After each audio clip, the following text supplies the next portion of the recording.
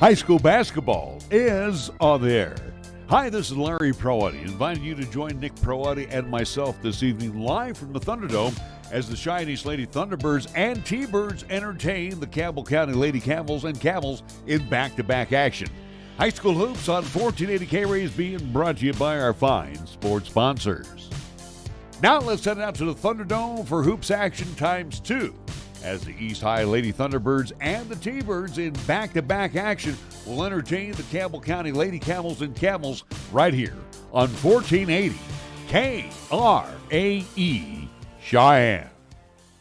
And good evening. Welcome from the Thunderdome. As per normal, when you have the matinee contest, the junior varsity contest, and again, you got to let the young people get their games in. We are behind quite considerably. Matter of fact, the ladies' contest was supposed to tip off at 6 o'clock. We might get underway here around 6:35. This one is kind of dragging on with a lot of fouls. 62-57 in the boys' contest. Got about $1.26 to go. But tonight, Campbell County Camels and the Cheyenne Thunderbirds want to welcome all those that made the trip in from Campbell County and Gillette. Thanks so much for joining us here, 1480 KRAE, 101.1 FM, 1480KRAE.com. You got the video live stream because I can see my ugly mug on there right away. Plain and simple on the visual side, 1480 KRAE's YouTube channel. Go over there, give us a subscribe, a like on the video as well, too. Again, completely free, helps us out. We certainly do appreciate that as, again, we will have battle of Northeast versus Southeast quadrant. Again, a kind of old-school rivalry between Cheyenne and Campbell County. Again, two teams that have a lot of success. Again, 4 different programs, or at least 2 programs, 4 teams, I should say, that have had a lot of success over the years. Again, renews a rivalry here coming up tonight at the Thunderdome. Girls matchup, 2 versus 3, according to the Wild Preps Media and Coaches poll. Again, East is the number 2 team behind Cody. 3 team is Campbell County, the Lady Camels, who come into the contest 11-5. Cheyenne East, again, 14-1, their lone loss. As, again, remind folks, on the road at Scottsbluff, Nebraska. Right. They have yet to lose here in the state of Wyoming. And then boys action, you'll have the number 1 Chinese Thunderbirds, again, at least surviving the gauntlet that was on the road. They will take on the Campbell County Camels, who are unranked as of right now. Well, and you mentioned a great rivalry between Cheyenne East and when it was old Gillette High School and Campbell County now. And I think back to the days, and again, as I age myself always, when the Mike Curry Camel teams that used to come to town. And Mitch Holster, you had the Lady Camels, and again, great battles.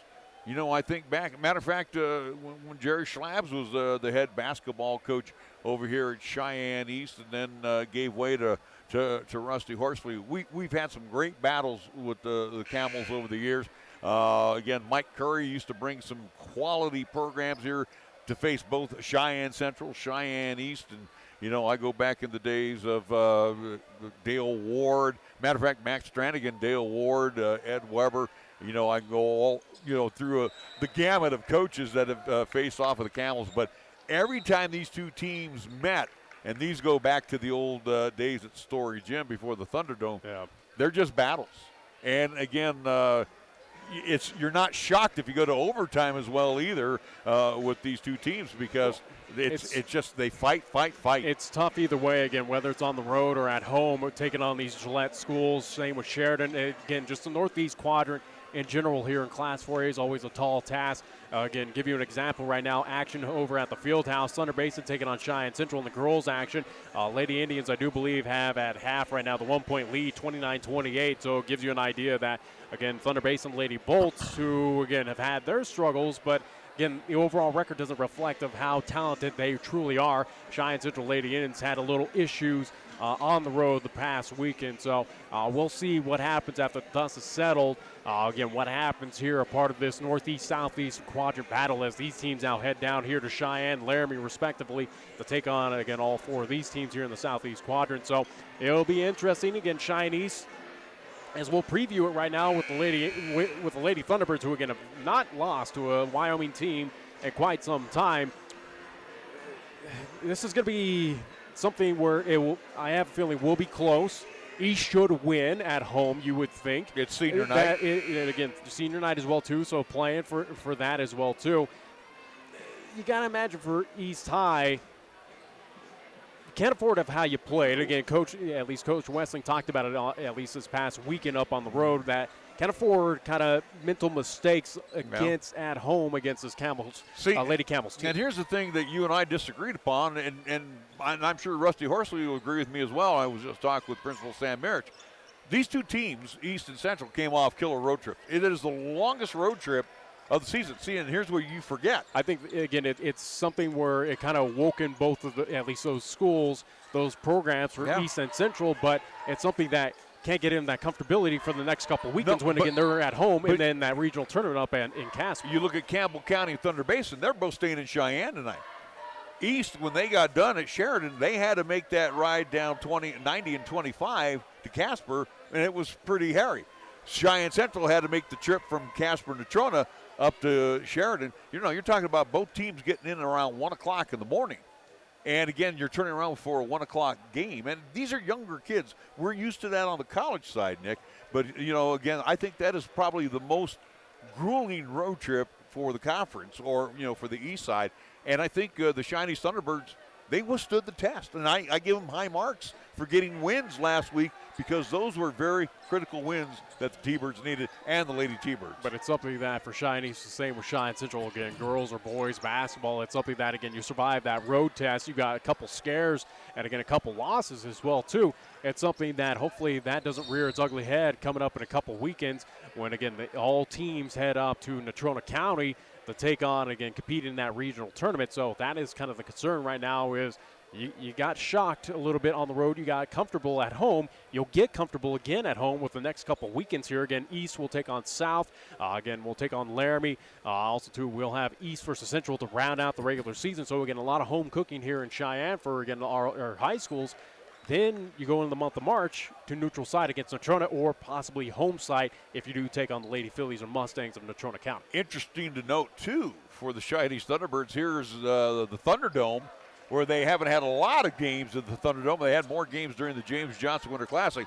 They play this weekend only in the Thunderdome, and then they're back at Story Gym. So, again, you lose a little bit of that home cooking flair. Story Gym, at least for next weekend again, for instance, again for Cheyenne Story Gymnasium, and then we at least will head over to Laramie to see the Lady Plainsmen and Plainsmen respectively. So that's how it goes. Final score here in the JV as the boys game is finally wrapped up. Yeah. How about this? Does this indicate, again, a potential future of something for Campbell County as they win by 10, 67-57? So does that indicate, again, the talent that is up there in Gillette and what could happen coming up in the varsity squad? Well, again, either one, it's either going to be Campbell County or Thunder Basin. One of those two teams out of Gillette is almost going to be near the top. Tonight's games are being brought to you by Meridian Trust Federal Credit Union, MHP, LLP, Lennox Auto Body and the Auto Glass and Detail Center, Cheyenne Regional Medical Center, Halliday Motors, Platte Valley Bank, Merritt Plumbing and Heating, Cheyenne Urological, Cheyenne Pack and Ship, the Gill Window Company, Key of Cheyenne, Wyoming Department of Transportation, First Tier Bank, Burns Insurance Company, Fat Boys Tire and Auto, Cheyenne Auto Repair and Service, the United States Air Force Recruiting Office, Chick-fil-A at Windmill and Del Range, Medicap Pharmacy, 2 doors down, downtown Cheyenne, Page and Zach Lane at Number 1 Properties, and Taco John's, our scoreboard sponsor. Well, again, it's senior night, so they'll be recognizing the Cheyenne East ladies for senior night. Matter of fact, Eric Westling came over and said, hey, it's going to be a little bit of a slow start to our contest. Hence, that's why you and me got to talk for a little bit. So, again, neither squad has come out to the floor yet. So I'm anticipating probably about a 15-minute delay here. So we're looking at a 6 o'clock game. It's now 6:33. And again, we sit here and we whine and mope about it. But again, you have the auxiliary gym. I don't know why, this gymnasium is playing junior varsity followed up by varsity when you have the other facility over there that can take the who knows matinee games. What else was going on at least out there over that auxiliary gym. So that is something that, again, AD Jerry Slabs would probably enlighten us more on, again, the decision to have back-to-back JV games that have now pushed us back about an estimated hour now compared to, again, what was tentative start time of 6 o'clock here at Cheyenne East. But It is what it is. That's kind of what we have to run into and deal with here at high school sports, especially with the basketball season. So hopefully, again, we will at least get this game underway here soon. I do know for the Cheyenne East Lady Thunderbirds, there are quite a few seniors to at least address here, at least this evening. Yeah, matter of fact, if we look down the Lady T-Bird list here, and we'll get them all recognized before we get into our starting lineups. Izzy DeLong is a senior. Taylor Cassett also. Bowden Lilliadall. Elisiana Fonseca. And Peyton Perea. So there you go. Those are your seniors on the ladies' side for the Cheyenne East Lady Thunderbirds. So that's kind of a neat deal that they get. And again, you know, the managers that make sure everything is taken care of for the coaches all the time, so they're also being recognized as well too. All right, well, we had a chance to catch up with head coach Eric Westling of the Cheyenne East Lady Thunderbirds. We'll check in on that conversation after we take a 60-second timeout. A 60-second timeout you're listening to and watching High School Hoops on 1480 KRAE. Each of us comes with a different story, a different way of looking at the world. So whatever it is that makes you different will make all the difference. I'm General C.Q. Brown Jr. Come join us.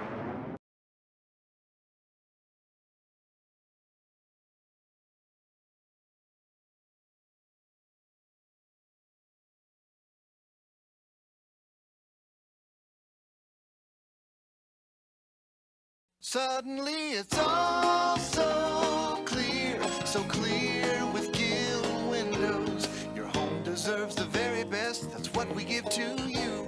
When it comes to vinyl windows, no need to be confused. We manufacture in Wyoming, build them all right here. 'Cause we know the climate, suddenly it's all so clear with Gill Windows. Right now, we're talking with East High Lady Thunderbirds head coach Eric Westling. Coach, and Nick and I got into a little disagreement about this earlier this week on our pro show. I've been around a long time, and doing that road trip to Sheridan / Casper, or you know, again, whether it's Natrona or Kelly Walsh, in this conference, that is the most killer road trip. And you know what? Luckily, you had the better part of the trip. You go long, right, but you're still driving at night to get down to Casper for the next day. That's got to be taxing on the ladies. Yeah, it got a little hairy there. I mean, we were able to get to Casper. We did about 30 miles of frontage road, I think. But yeah, we got there, and fortunately, the girls got a good night's sleep, and we're ready to go against Natrona. But yeah, you know, again, it's not a hop, skip, and a jump over the hill, or just going to Casper and playing Casper. But again, these were two big games. Again, Sheridan, you know, is going to give you a battle night in, night out. And with the Phillies, even though they don't have the dungeon anymore, they got a facility that's even tougher to play in. Oh, yeah. Yeah, that was a great test for us. Always want to see what that side, you know, what the North looks like. And it's everything we thought it would be. It's tough. It's competitive. Yeah, there's no room for being timid in this conference. You know, those two road wins, too, prove something to a lot of our fans about the East High Lady Thunderbirds. They are battle-tested. They are ready to make a run, so to speak. Yeah, I think the biggest moment for me was, you know, Brady had a phenomenal game against Sheridan, but I think the 2 5-second calls our kids got at the end of that game was just – and it was with just hodgepodge of starters, bench players, and it was just – 5 kids always on the floor that knew they could win, and that was so impressive to me that those girls stepped up and did it. And we said this on the collegiate level too. You know, you're kind of expected to win at home, and again, this is good home turf here in the Thunderdome, where we only have 2 more games left, including tonight and tomorrow. But I think those road wins, as coaches have told me time in, time out, those are probably the most important wins that you get during the season. Yeah, absolutely. And you know, for us, you can't. You know, especially this year, if you want to win anything, you're going to have to win it on the road that's meaningful. So it absolutely helps you get ready for hotel rooms and ready to go. All right, so you got the Lady Camels in, and you get the Lady Bolts in tomorrow. So both Gillette schools in. whether one's up or one down, you're almost going to get a battle from the city of Gillette. Yeah. The city itself does a phenomenal job. The two coaches do a phenomenal job, and the team we're playing tonight is just really good, and we're ready to get after it and see what we got. And, like when we last talked against Cheyenne Central with Cheyenne East, we know that Central is doing a lot of things that East does, and East does a lot of things that used to be done at old Campbell County High School. So pretty much, are you going to see that mirror tonight on the floor? Yeah, I think so. They definitely shoot it like they have in the past, and they got a kid shooting 50%. She shot 98 threes. I mean, it's phenomenal, and so we're going to have to make sure that we do our due diligence on defense. But yeah, it's going to be a fun one because it's just going to be back and forth all night. I'm kind of anticipating. And final thought, this being senior night, and it's a great night, especially for the fans, the parents, and the kids in general. But the kids really don't get to enjoy it. They got to play 32 minutes of basketball. How do you kind of keep them focused, grounded here on the floor? I love my seniors and everything they've done and who they are as people, but that's exactly it. We talk a lot about the way we want to celebrate our seniors is later down the road here, down in the later part of February and March. So that's where our focus has to be. It's a great night for parents to put so much to their athletes and them to show that appreciation back to mom and dad and grandma and grandpa. But after that, we got a conference game that we got to play and do well in, so that's where our focus has to be. Eric Westling, head coach of the Cheyenne East Lady Thunderbirds, will come back after this timeout. Starting lineups: Lady Camels of Campbell County High School and the Lady Thunderbirds from Cheyenne East. And again, we'll have boys action to follow back-to-back right here in 1480 KRAE. Starting lineups after the 60-second timeout. You're listening to and watching High School Hoops on 1480 KRAE. Fat Boys Tire and Auto. When you need tires or auto repairs, find the Fat Boys. The Fat Boys family has been serving Wyoming and Nebraska for over 50 years, and we offer your family the best selection and service in the region with expert advice and quality work done right the first time. Get price quotes and schedule service at fatboystires.com. Before you go flat, you better go fat. Fat Boys Tire and Auto. For 17 years at Kia of Cheyenne, we have strived to offer the best value in a new vehicle. I'm AJ Miller, and the new 2023 Kia Seltos will take on the roads with rugged capabilities for all climates. The 2023 Kia Seltos has available all-wheel drive, 10-inch touchscreen, heated seats, and turbocharged power. With the new Kia, get one of the best warranties in the business. Come into Kia of Cheyenne, call 775-0123 or go to kiaofcheyenne.com, and we'll make it easy.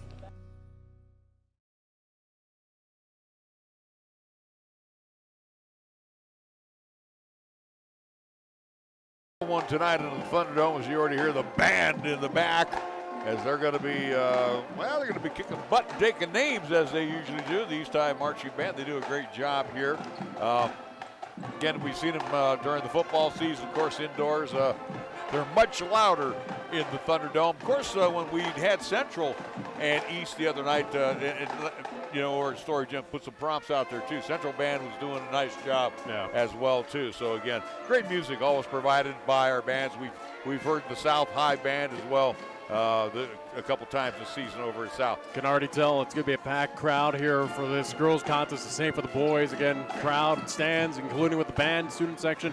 Again, near capacity here for, again, it's kind of old-timey Wyoming rivalry. Again, as East already has the natural rival of Cheyenne Central, but this one of, again, kind of statewide. Yeah, again, kind of a statewide ripple. Again, these teams that have battled for, again, state championships. Again, this one, again, it's got the hype. It's 2 versus 3 here on the girls' side to start out the first game. Well, for the Lady Camels as well, too, Nick, as we're going to get into the starting lineups here. Lady Camels have been kind of playing second fiddle to Thunder Basin since Thunder Basin came into play. And you got to remember, it was the Camels were that. To an extent, again, as Campbell County has had, especially on the girls and boys side, again, they've had recent state titles, albeit, again, Thunder Basin on the boys side as last year, they are your defending 4A state champs on the boys side. But, again, let's not overlook that Campbell County in recent years on the girls side, same with the boys, have had state titles. Yeah, but, again, once the breakup of the two schools, it's not as massively felt as compared to football. I'll just say that. That's true. But, again, but for the Lady Camels, they are slowly but surely bringing themselves right back to the top. And again, who's in their way right now? The Cheyenne East Lady Thunderbirds. So this is a very key weekend for the Lady Camels, and the good thing, it gets started tonight here at Cheyenne East. The question will be how much gas do they have left in the tank tomorrow when they take on the Lady Indians, and the Lady Indians are very hungry as well. All right, Lady Camels starting lineup for this evening, and we'll run that down real quick. In the backcourt will be Ramey Ladke. She is a 5'8" senior. She will be joined by Madison Robertson. She is 5'7" and a senior. In the middle will be Cammie Curtis. She is a junior and she's 6 foot. Millie Riss, and Coach Westling pointed her out, signaled her out, hitting 50% from the field. She's 5'11" and a senior, and the other forward will be Sydney Streets. She's 5'9" and a junior. So it'll be Latke, Riss, Curtis, Streets, and Madison Robertson for Brady Litchen, the head coach of the Campbell County Camels. So Lady Camels, as I mentioned again, number 3 in the WHSAA Preps Media and Coaches Poll here in Class 4A. They are 11-5 in overall record. Again, as you need to at least correct me on this one, I do believe, 2-1 in at least conference play or at least division play? Or Lady Camels are 3-0. 3-0, okay. So they're unbeaten out there in the Northeast Quadrant. But either way, in the overall record, 11-5, again, number 3 in the WHSAA Preps Media Poll. Yeah, so again, they're right now the team to beat on that other side. And again, this doesn't go towards conference. It's just a regular overall record tonight. So again, they break away from the Sheridans and the Thunder Basins and the Natronas, similar to what we did last week going up the Sheridan as well as Casper and If anything, it helps them regarding tiebreakers, again, as they try to be a higher seeding, again, 1 through 4 out of the Northeast Quadrant for that East Regional Tournament happening up in Natrona County. Cheyenne East Lady Thunderbirds starting lineup after the 60-second timeout. You're listening to and watching High School Hoops on 1480 KRAE. All the Taco Tuesday excitement at Taco John's can really start to mix things up. Just look at these delicious simmering Tuesdays. And on this taco, Tuesdays are only $1.19. See you on taco at Tuesday John's. Oh, whoops, Taco John's.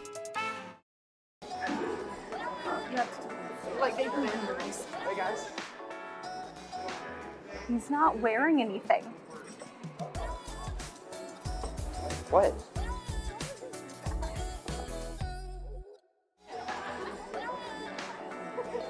Hi, I'd like to order a hot chocolate, please.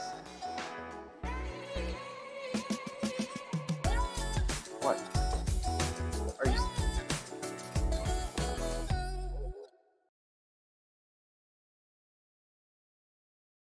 Don't fumble with your...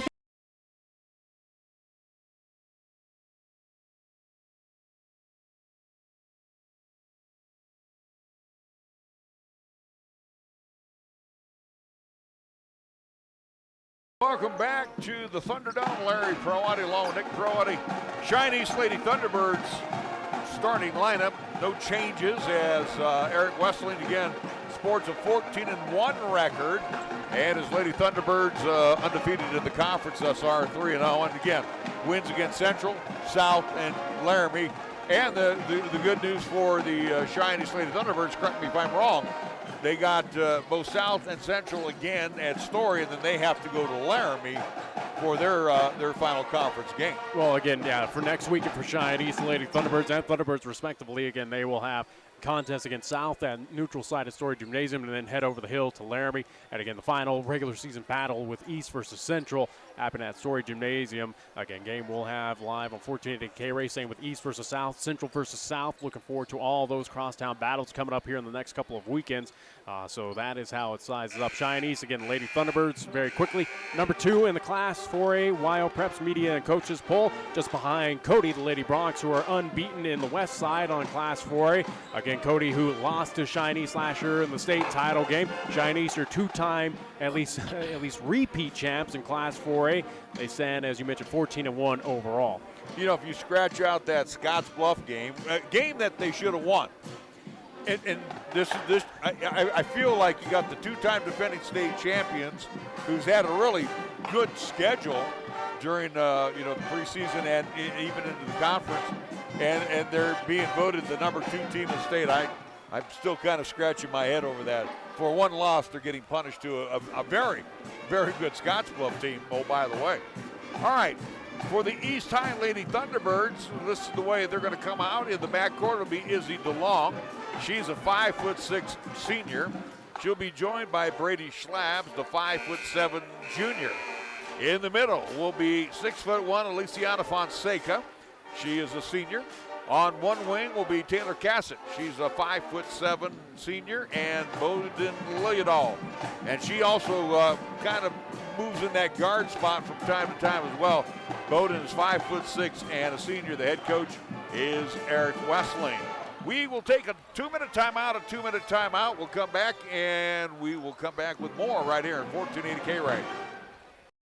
Don't fumble with your family dinner tonight. Score extra points at Two Doors Down. Two Doors Down is wired for football season and with a menu that won't penalize your pocketbook. Two Doors Down menu selections are perfect for the active family. From gourmet burgers and bottomless fries to soups and salads to the all-new platters. And of course, your favorite beverages. Tackle your family's cravings tonight at Two Doors Down, 118 East 17th Street. For full menu and specials, go to twodoorsdown.net. Two Doors Down, flippin' great burgers since 2009. Wyoming owned and operated since 1971, Burns Insurance is Wyoming's right choice for your insurance needs. Burns Insurance is a trusted choice, full-service, independent insurance agency offering a full range of commercial, agricultural, and personal insurance products through many national and regional carriers. Let our friendly, experienced agents help you find the right product at the right price for your asset protection. Buy the policy, get the agent at Burns Insurance, your right choice. Find Burns Insurance on Facebook or at burnsia.com. 30 years of service and care for Cheyenne and the surrounding area continues at Cheyenne Auto Repair and Service. Hi, this is Larry Proietti. For cars in downtown Cheyenne, this is the only place I take my vehicle for service, be it just an oil change, timing belt, checking on my heating and air conditioning unit, and even to replace a burnt-out brake light bulb or worn-out windshield wipers. John and his staff are there to take care of most minor repairs. John is even a TechNet professional. What does that mean to you? He's one of the best when it comes to servicing your car or truck. Check out TechNetProfessional.com today. Open Monday through Friday at 604 West Lincoln Way or call Cheyenne Auto Repair and Service for an appointment at 632-0498.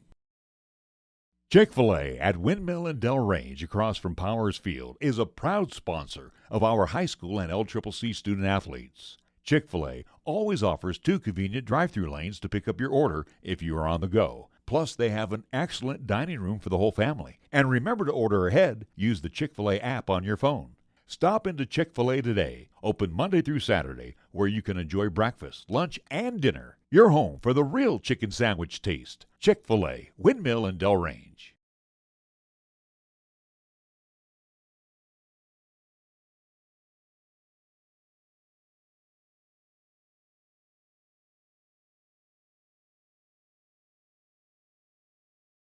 Wisdom, expertise, compassion, qualities that are the foundation of Cheyenne Urological, with their experienced doctors and their highly trained staff providing top-quality treatment for prostate cancer, urinary tract infections, kidney stones, impotence, and incontinence.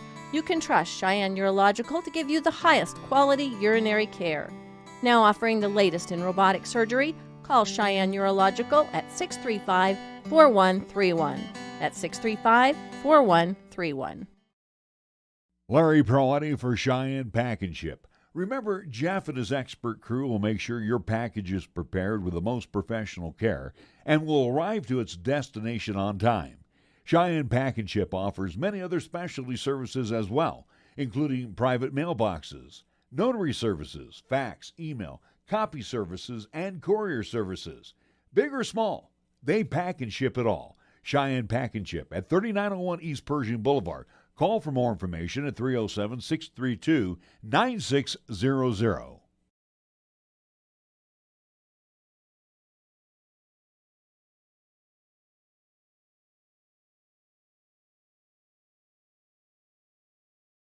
Rendition of our national anthem. I think it was 2 games in a row now we've gotten the national anthem.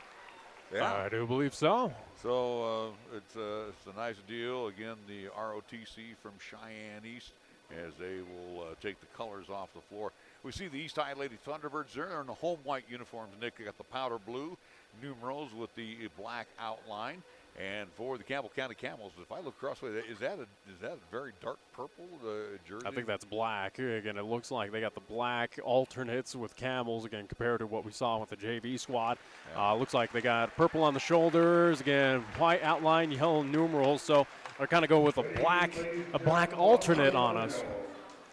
Again, we do know that there's action going on at the Thunderdome right now with the the Central Lady Indians taking on the Lady Bolts of Thunder Basin. They tipped off at 6 o'clock, where we are only 53 minutes. We'll probably tip off here around 6:55. Good old-fashioned hour behind, but again, to be expected here in high school basketball here in the state of Wyoming. But again, as we'll update folks live from the field house right now, it's the end of the third. Thunder Basin and the Lady Bolts do lead Cheyenne Central Lady Indians by a score of 49-41. So again, as we talk about the woes right now for the Lady Indians, who struggled on the road against that Northeast Quadrant, now hosting again Thunder Basin, having their struggles here, see if they can come from behind, get the victory at home. But again, not a little concerning right now for Cheyenne Central. Well, good thing we got the starting lineups in, because the lights have been doused here at the Thunderdome, and you can tell the acoustics in here are very loud. Whether you are listening to the introductions or the band, it is very, very loud in here. So we will get ready for the opening tap. Matter of fact, should we keep it here or should we take a quick 30? Yeah, probably take a minute timeout. All right, we'll be back after a 30-second timeout. You're listening to and watching High School Hoops on 1480 KRAE. At the Cheyenne Regional Heart and Vascular Institute, you're welcomed with the warmth of a community hospital and cared for with help from the most advanced technology in the industry. With our full spectrum of in-house heart services and procedures, you can get the treatment you need, recover, and get right back out there, all while remaining close to home. Find out more at CheyenneRegional.org/heart.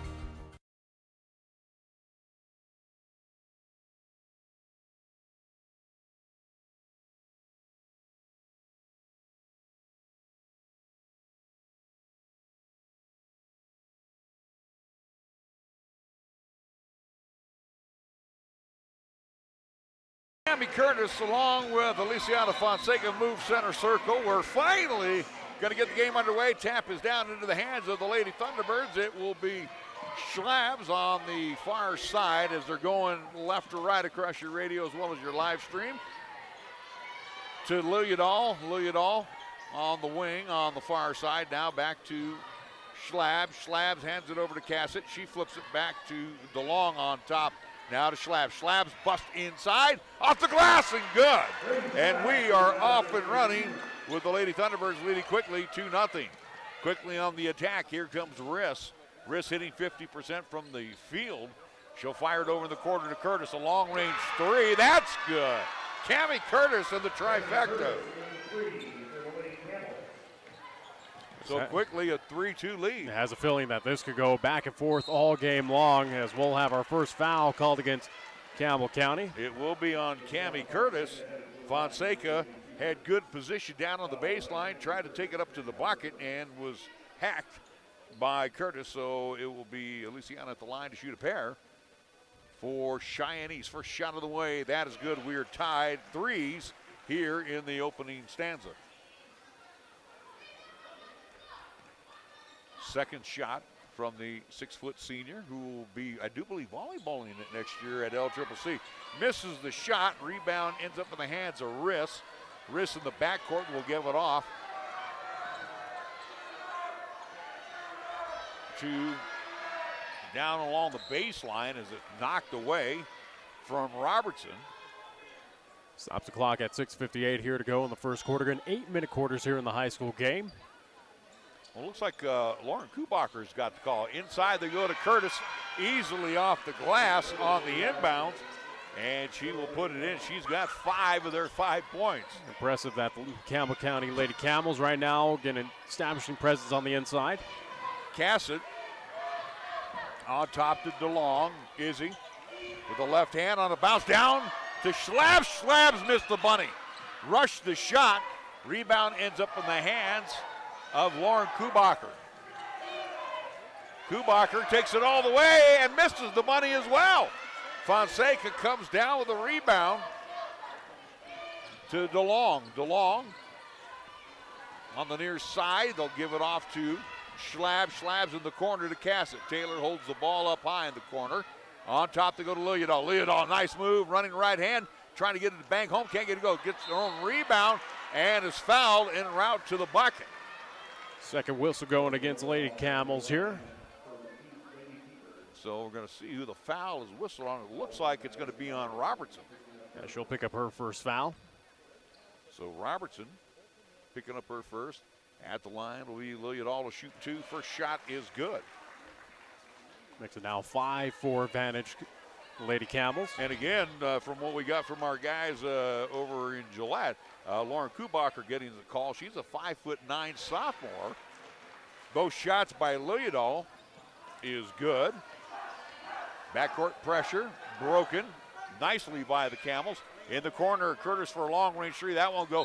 Stretching out, and DeLong had perfect position, but going off her fingertips was Fonseca trying to stretch out for that rebound. Nice job by Luciana.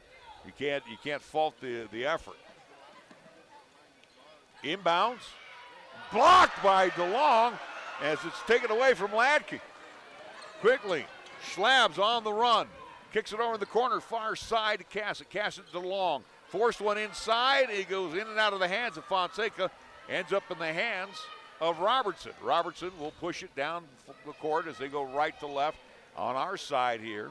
Far side of the corner. Here's a long-range three. That one is no good. Tapped by Schlabs. Couldn't come away with it. The missed shot by Curtis. Curtis gets her own rebound. Now tied up and throws it up in the air, and it ends up in the hands of Kubacher. Kubacher finds Curtis again in the corner for three. That was an air ball. Actually got a little bit of the net. Liljedahl comes away with it. We're tied at 5 with 5:05 to go here in quarter number 1. Liljedahl takes a drive inside, throws over the right hand, couldn't get it to bank, and the ball ends up in the hands. A lot of rushing shots on the inside right now by Cheyenne East. Curtis with the basketball. Gets it down low. Nice feed, and we're going to get an offensive charge as Riss bowls over Cassett.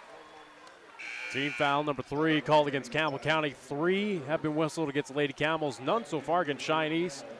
Clock is stopped here. 4:44 to go here in the first quarter. So Ladke will come on out. We'll see Kaylee Neary in. Also Alexis Reimer. She's a 5'5" senior. Neary a sophomore. Liljedahl, the senior, works on the sophomore and a little hand checking by Neary. A 4th foul whistled against Campbell County now. As the Gillette faithful here in attendance not too happy with the amount of fouls going against their squad. Fonseca left of the bucket into the corner. They go to Liljedahl, knocked away and out. Nice job by Kubacher to knock it away. Again, this officiating crew that is here for this contest, getting local crew. Again, we know a few of them. Lady Thunderbirds better get it in. They'll have to send it way out of top, and then we're going to get a push, and that one is going to be on Reimer. How about the 5th whistle now against the Lady Camels? And the Campbell County faithful reminding the official it's 5-0 in foul calls right now. Hey, we've been there, pal. We know that feeling. Inbounds to Schlabs. Schlabs on the near side with the left hand, terminates the dribble, sends it back to DeLong. DeLong with the left hand. She wants to get inside, throws one up with the right hand. That misses badly. And the rebound pulled down by Riss. Riss quickly to Kubacher. Kubacher with the left hand. She wants to get in the paint. Has an open person underneath, and missing the shot was Streets. Sydney Streets couldn't get it to go. Rebound into the hands of the Lady Thunderbirds with 4 minutes to go. Score has been stuck at 5-all here for a while. Liljedahl launches a 3, air ball, and we're still at 5-5. So Curtis will come back in, and she gets that nice rest, and nothing happened while she was sitting down. Also, Ladke will come back in. Cheyenne East, even though, again, with 1 loss here so far this season, And these Wyoming teams still want to hand them an extra loss. Ladke pushing it down quickly. On the bounce to Streets. Streets along the baseline. Jade Brown is checked in, the freshman. 6'2" freshman. Sends it back to Curtis for three. She's not afraid to launch him. Misses the shot. Brown clears the board. Again, wiped it clean. Again, this Eastside Lady Thunderbirds team, again, losing to Scottsbluff, Nebraska. Have not lost to a Wyoming team in quite some time, in a couple of years. Liljedahl on the near side. Gets inside, and then it kicks it over the corner. Schlab, she'll square for the three. That one misses. One and done. Streets comes away with it. Check that. Robertson quickly to Ladke. Ladke to the left hand. That's good. That last name sounds awfully familiar. Yeah. The lineage of Ladke's up there in Gillette. Oh, there's a lot of names that are very, very familiar to me that I've been calling for a long time. Schlab's all the way with it. And off the window and good. Finally got one to kiss for her. She's got four, and it's 7-7. Quickly, Ladke kicks it over in the corner. Driving inside, and the first whistle against the East High Lady Thunderbirds as Curtis was on a dribble drive. Signature first foul going against Cheyenne East here. So the foul will be on Izzy DeLong. We'll see Cashlyn Haas come in. She's a 6-foot freshman as well. Two seniors, two freshmen and a junior on the floor right now. And now we're going to have an illegal screen called against Streets. So Sydney Streets picking up her first. That should be the 6th team foul against the Lady Camels. Backcourt pressure. Lady Camels very famous for that. They'll allow Liljedahl over the timeline. On top they go to Schlabs to Brown. Liljedahl, long-range three. Bang! Bowden Liljedahl cashing in on the tray. 10-7. Quickly, Ladke gets inside. Over Haas, beats her to the bucket and draws the foul. The basket is good. Foul going against Cheyenne East, team second. Makes it now 10-9 advantage Cheyenne East, pinning free throw. Nice job by Ladke. I mean, she's a flyer. She's using that body and going straight to the hoop. So back onto the court. Looks like I think it's Madison Robertson. She's checked back in. Ladke converts on the old-fashioned three. Guess what? We're tied at 10. Long pass down court onto the near side. They get it to Schlabs. Schlabs with the left hand. Hitting the deck was Haas in the paint. She gets out of the paint. They'll get the ball to Brown near center court.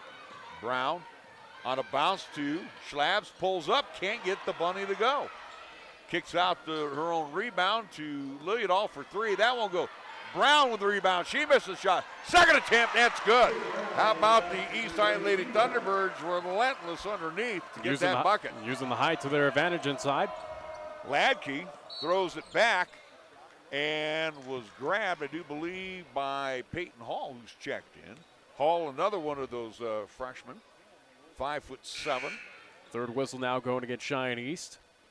10 fouls whistled here so far in the first quarter. Stop the clock right now, a minute 42 remaining here in the first quarter. So Kubacher comes in and Alexis Reimer checks in. A lot of substitution. $1:42 left. Ladke from 15. That won't go.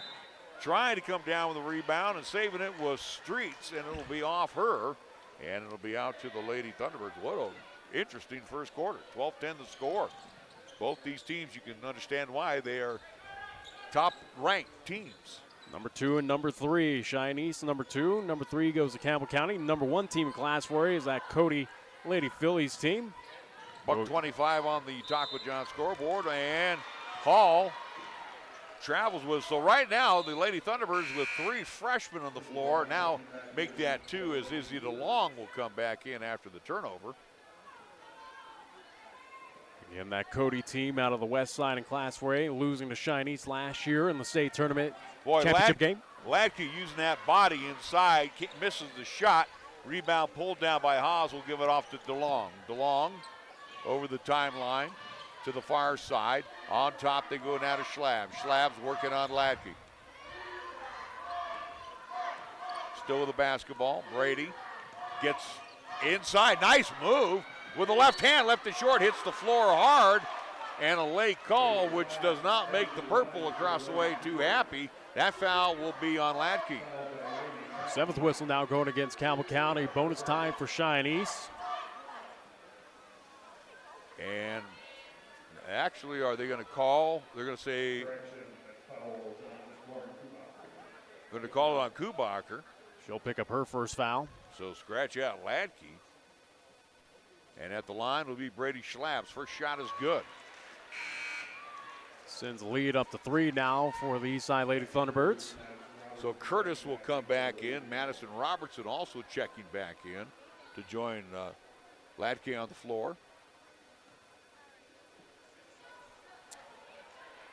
Second shot also is perfect by Schlabs, who has a half dozen. Hawes will come out and Fonseca back in. So the Twin Towers are out there right now. Almost had the trio towers out there. Hawes would have been on the floor. Latke in the backcourt gets it to Curtis. Curtis puts on the brakes before she gets over the timeline. Gets it to Latke. Near court they go to Kubacher. Kubacher wants to get inside. That's cut off.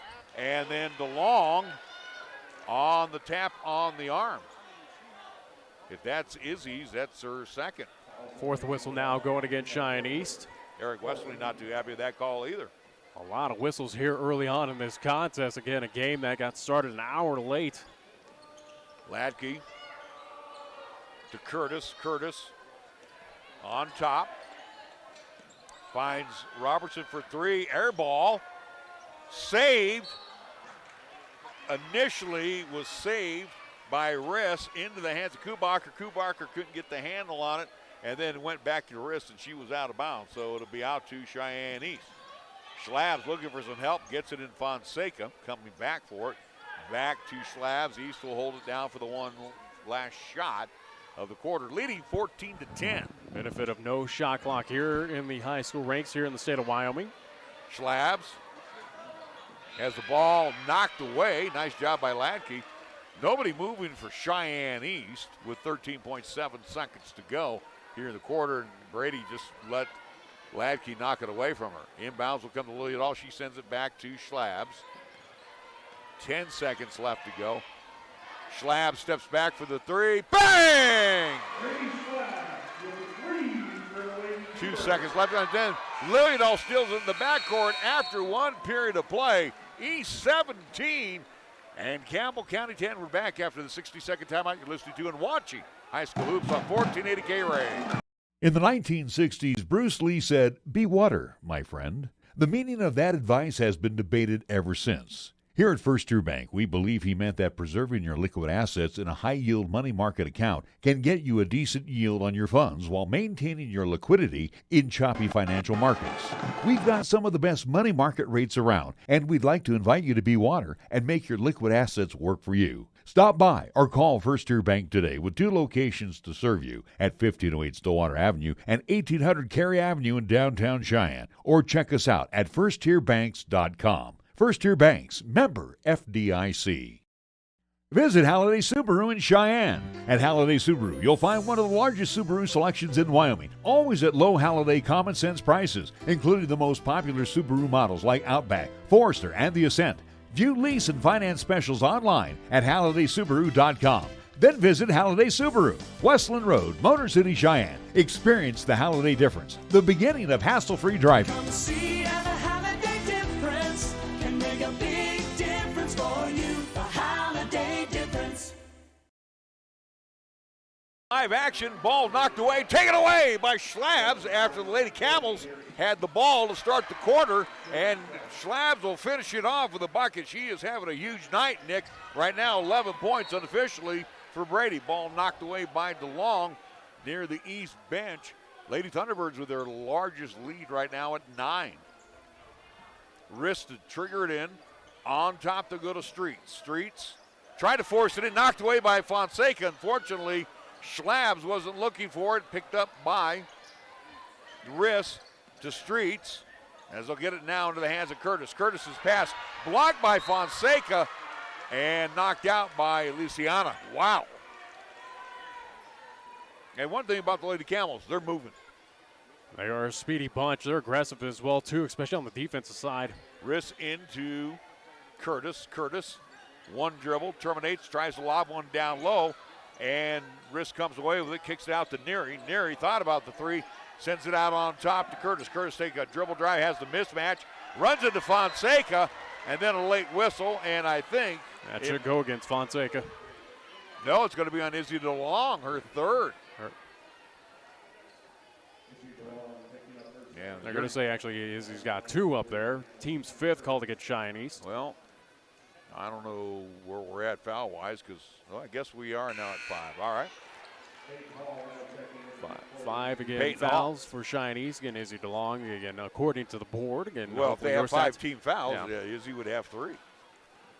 First shot is no good by Curtis, by the way. Second shot is no good as well. How about that? And rebound into the hands of the Lady Thunderbirds. Pushing it up quickly is Lilliadall. Lilliadall to Cassett. Cassett to Hall, and Hall walked with it. Kind of caught her, in stride and bobbled the ball, and then walked with it. Second time that Hall has traveled with it. Another turnover by Cheyenne East. Wrist to Curtis, and wide open down court. The Streets, who was yelling for the ball and hitting the deck hard after the block, is Lilliadall, but Lilliadall will be called for the foul. Now, earlier we heard the Campbell County fans, they were pretty upset when it was 5-0. Looks like the fouls have pretty much evened out all of a sudden. 6th whistle going against Cheyenne East. Stops clock at 6:56 remaining here in the second. Streets will be at the line, shooting 2. First shot is good. Updating a final from the field house. Cheyenne Central loses the Thunder Basin Lady Bolts by a final 71-60. So again, the got a streak right now continuing off of the Lady Indians and losing to Thunder Basin at home. It's a bad streak right now, especially at home. Both shots by Streets are good, and it's 19-12. Coming down court with it quickly is Lilliadall. Lilliadall to Schlabs. Schlabs on top, far side over to Cassett. Cassett with the dribble drive inside, throws one underhand, can't get it to go.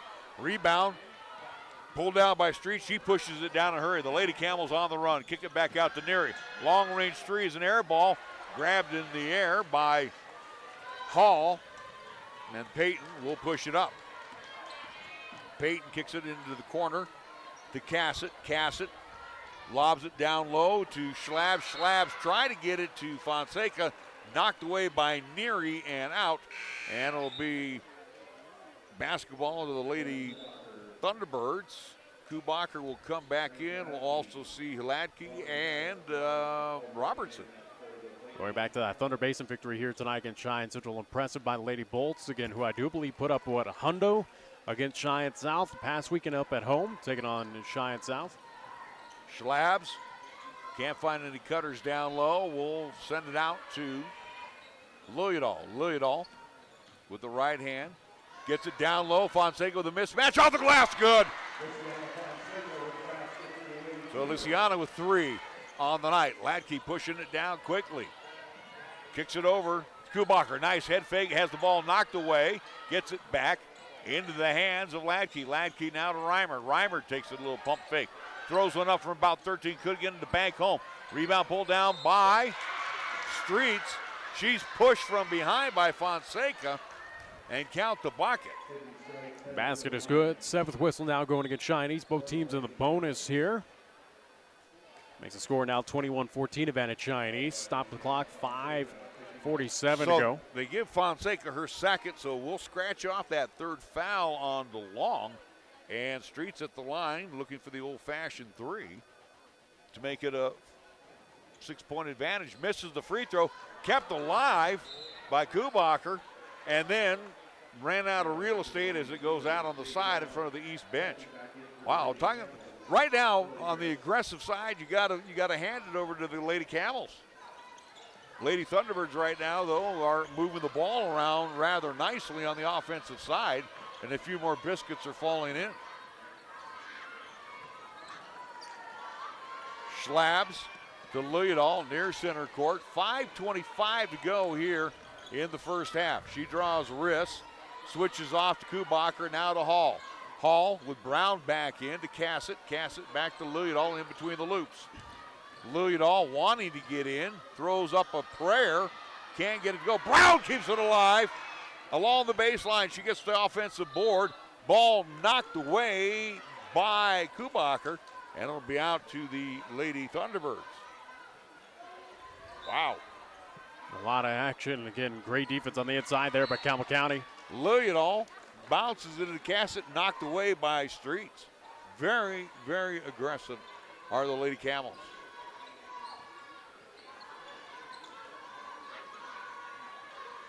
Near center court, they'll get it into Lilliadall.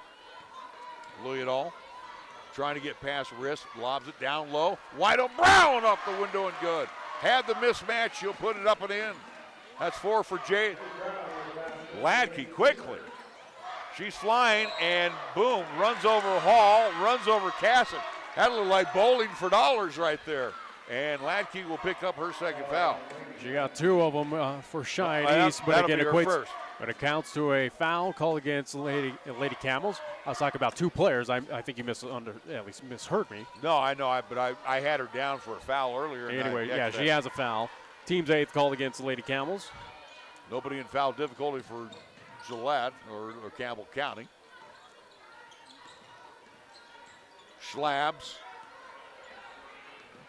with Robertson on her to Cassett.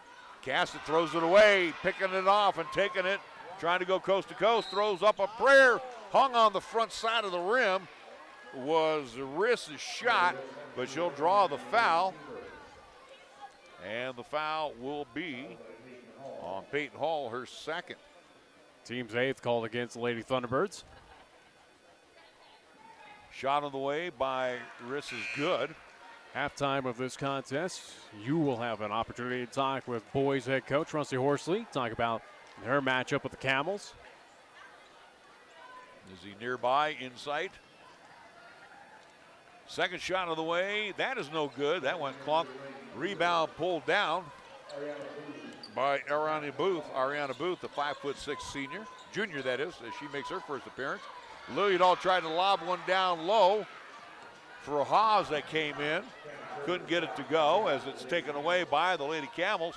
Curtis working on Haas. Stays outside the arc. Easton man-on-man defense, under 4 minutes to play. They'll give it off to Robertson. Robertson on the near side. Now on top to go to Kubacher. Kubacher, she draws Brown. Loses the ball. Brown comes away with it. How about that? Took her eye off the prize, and the ball ends up in the hands of Brown. Quickly to Schlabs. Schlabs top of the key. Brady drives inside with a left hand. Can't get it to fall. One and done. Rebound pulled down by Kubacher in the backcourt. Quickly to Riss. Riss back to Robertson. Robertson on the far side. Lob it down low to Ladke. All over the back is Booth. 9th whistle now against Cheyenne East. As for Booth, that'll be her first foul. Fouls have kind of equaled out now, huh? Score update out of Cheyenne South on the girls' side. The Lady Fighting Bison hosting the Lady Bronx of Sheridan. Sheridan winning that contest 53-18. As again, for the Lady Fighting Bison, still looking for win number 2 this season. Ladke at the line, 1 in penalty. First shot is good. She now has 6. As Cheyenne South, both girls and boys will play host to Sheridan and Natrona County this weekend. Again, East and Central, Thunder Basin, and Campbell County. Second shot also is good. 23-17 lead for the Lady T-Birds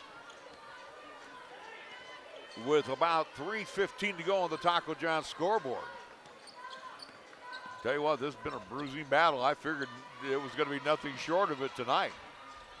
Schlabs pull up from about 18 off the back of the iron, pulled down by Ladke. Watch her fly down the court. Quickly to Riss. Riss trying to get inside, knocked away by Haas.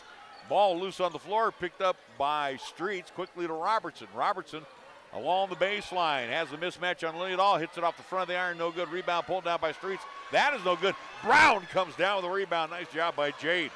She is not giving an inch to these bigger ladies, and I'm not talking size-wise, talking physicality. Bad pass by the Lady Thunderbirds. They turn it over.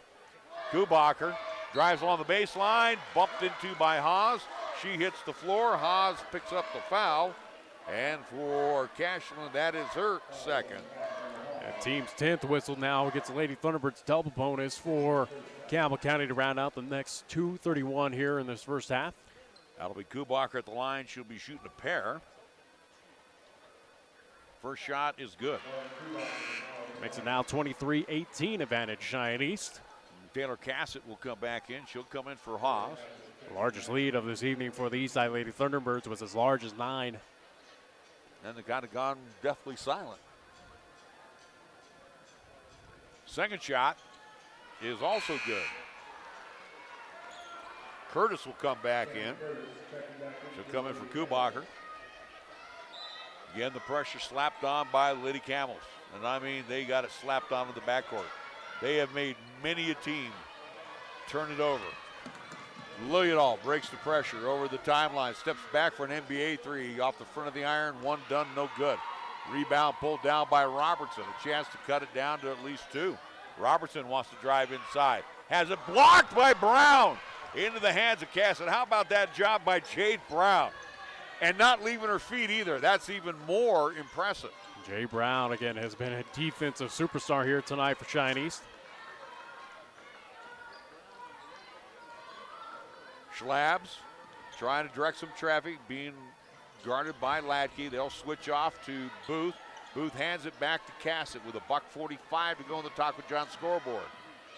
Lilliadall. She wants to get inside. Throws up a prayer. That one won't go. They're not letting Schlabs or Lilliadall anywhere near inside. Riss. She has the ball knocked away. Taken away by Schlabs. Schlabs with the left hand. Good.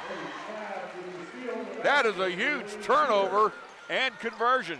Ladke comes inside and bowls over, or is... I think it's going to be a foul called against Cheyenne East. I think it's going to be on Booth. It looks like it will be her second. Team's 11th now whistled here in the half against Cheyenne East.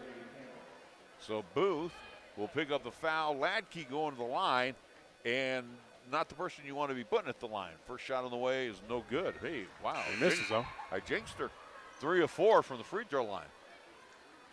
80 seconds left to go. Reimer will come back in.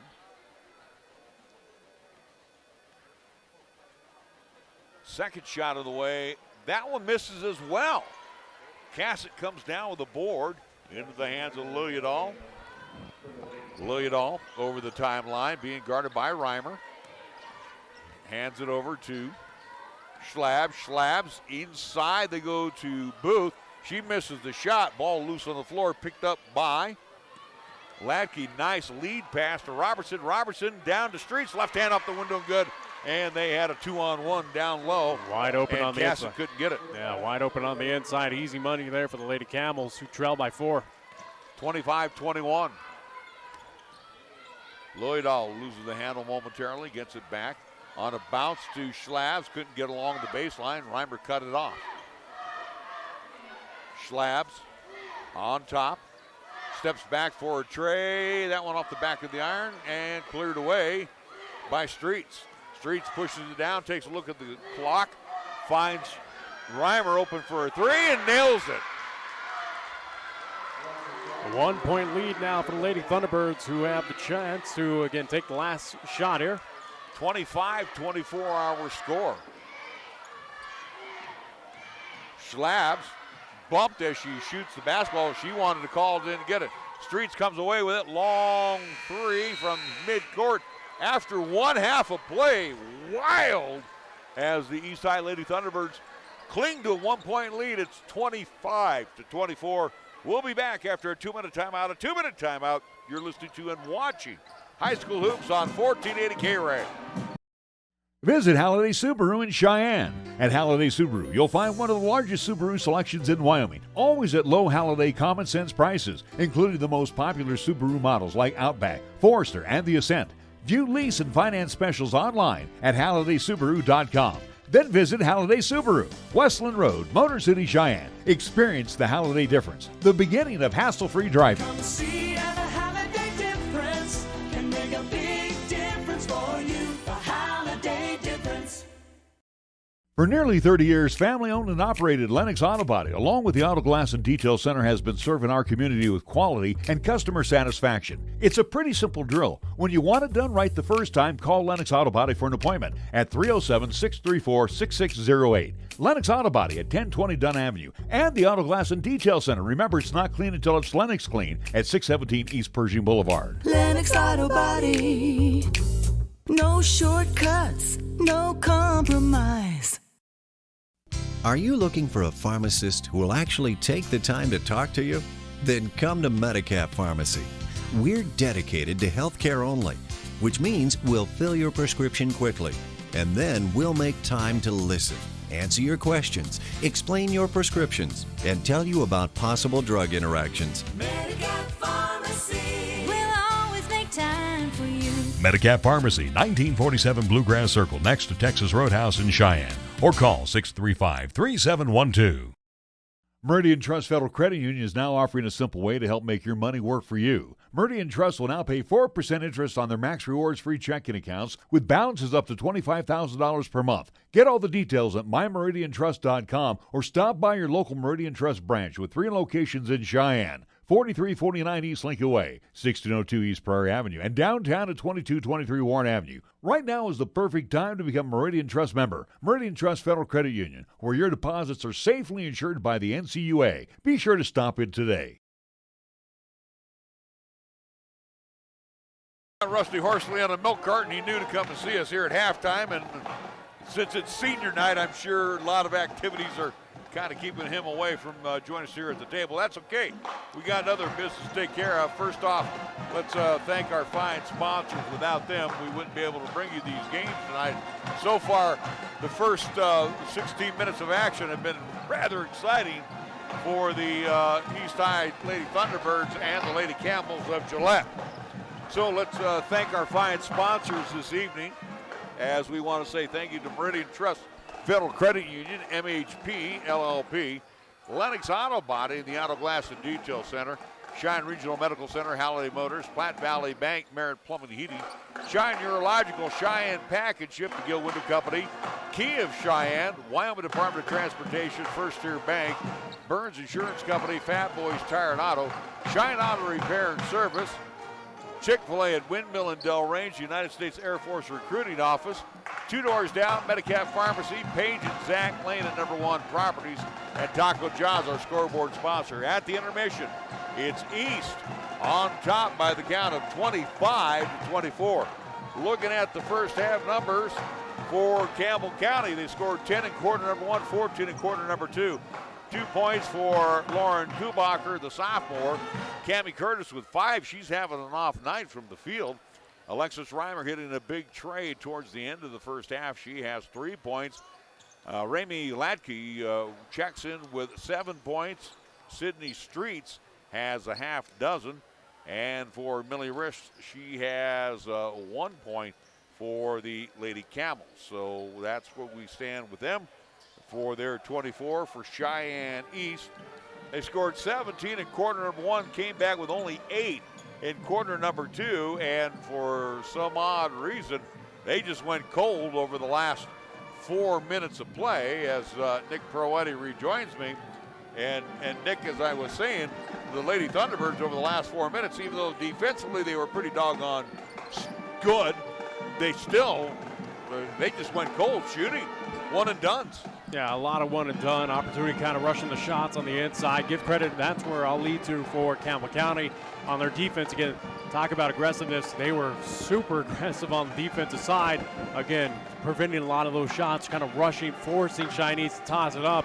And, you know, for Cheyenne's, especially how that first half, how it went, fortunate enough to be up by 1 point, leading 25-24. But keep an eye out on this Campbell County team as, again, as now they got that first half under their belt, kind of that filling out process, see what this team can do now. As you got to imagine right now, coming out of the locker room for the Lady Camels, they got a lot of confidence. They got a little bit of momentum on their side. Oh, absolutely. For the East High Lady Thunderbirds in the first half, 17 in quarter number 1, came back with only 8 points in quarter number 2. Brady Schlabs leading the way for the Lady T-Birds. In the first half, she had 13 points. She had 9 in the first quarter alone. Bona Lilliadal, they've got to put the clamps down on her. She had 5 in the first half. Lisiana Fonseca had 3 and 4 points for Jade Brown off the bench. That's it. Izzy DeLong got in a little bit of foul difficulty where Eric Westling decided to keep her off the floor. She only has 2 fouls, but she picked up that second foul early in quarter number 2. So again, Taylor Cassett has not been able to get anything mustered offensively. Cashin Haas and Peyton Hall coming off the bench. They haven't been able to also get anything going as well. But I think the key, though, really, when I mention that, is Izzy DeLong. She does so much. She scores. She also, is great defensively. But again, when you have her sitting on the bench, that takes basically the whole basketball court away for Eric Westling. It certainly does. Again, it's something that for Cheyenne East, I think playing it simple on the offensive side, gotta find your way on the inside a little bit again, where you do have height. It's not like you're being outmanned or again outsized on the inside. Again, it's about an even matchup, and I figure Cheyenne East also too, it looks like has a bit of the advantage on the inside. But again, Brown, Fonseca, gotta find a way to get them inside, get them grounded, and attack at that rim. Campbell County is daring this team, daring Cheyenne East to shoot it from the outside. It's interesting to see if the Lady Thunderbirds will test them, will find those open looks in the three-point land and go after it. So on the offensive side, I think playing stuff for Cheyenne East, especially in the second half, calm down, don't rush shots, and got to get rebounds as well, too, with the height that you got out there, too. I do like the Camels. They've been out here with Cheyenne East on the boys' side, and they're all sporting the number 3 shirt in memory of the young man that passed away. Max Sorensen, yeah. Sorensen at Thunder Basin High School. I think very, very class act by the Campbell County Camels. And again, our thoughts and prayers again going to the family up there. Again, the entire community of Gillette's got to be hurting. Most importantly, over at Thunder Basin as well. All right, we're going to come back with the second half.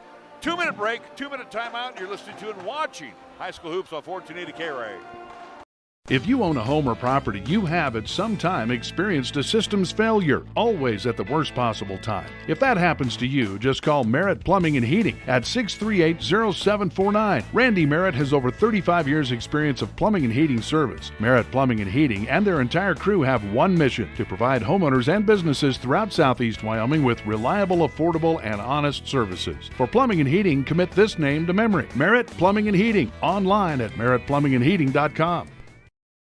MHP is a certified public accounting and consulting firm located in Bow, Cheyenne, and Fort Collins, offering accounting, tax, and consulting services to businesses, not-for-profit, government, and individual clients. MHP takes pride in their commitment to providing close, personal attention to their clients. They also continue to invest time and resources in continuing education, state-of-the-art computer technology, and valuing their relationships with you. MHP is a proud supporter of local and UW athletics. MHP, 314 West 18th Street, or call 634-2151.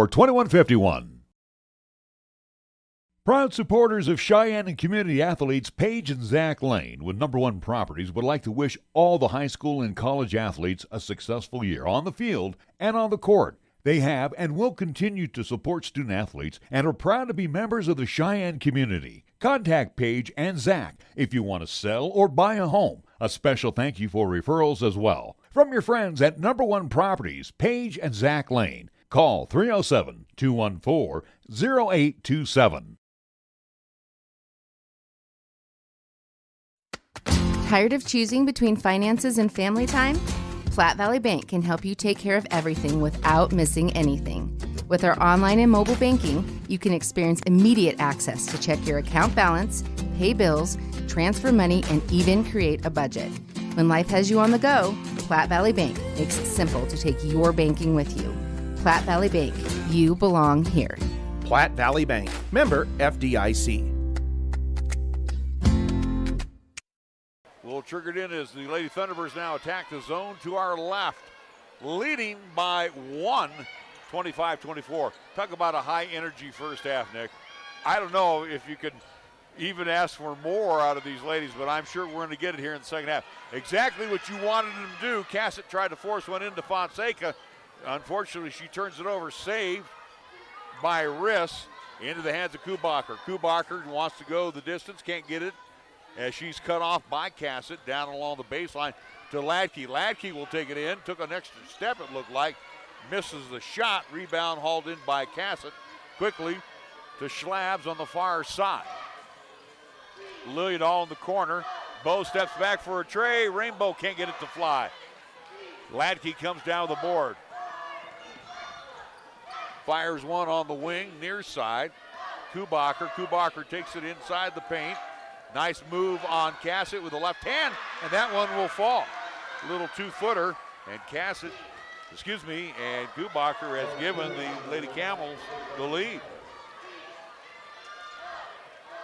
Correct me if I'm wrong, Nick, haven't they've run off quite a few on the Lady Thunderbirds as of late. I do believe they're on a bit of a scoring streak as of right now. Absolutely. Again, 1 point advantage here. Schlabs drives inside. She's pushed from behind in the act of shooting. That might be on wrist.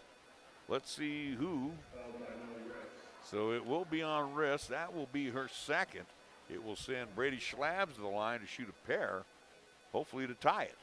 She does. Now, first whistle going against Campbell County here in the second half. And we saw that streak. It was 5-0. Then I think the Lady Thunderbirds ended up having more fouls in the first half than the Lady Camels. Second shot on the way also is good. Nothing but the bottom of the net. Back and forth we go as Cheyenne East with a 1 point lead again. Kubacher finally gets it in. Lady Thunderbirds slap it on their backcourt pressure. Ball tip into the hands of Schlabs. Couldn't get it to go. She wanted to foul, couldn't get it. Ladke comes down the rebound. Works on DeLong and then has to back it out. Izzy right on her. Now she wants to get inside.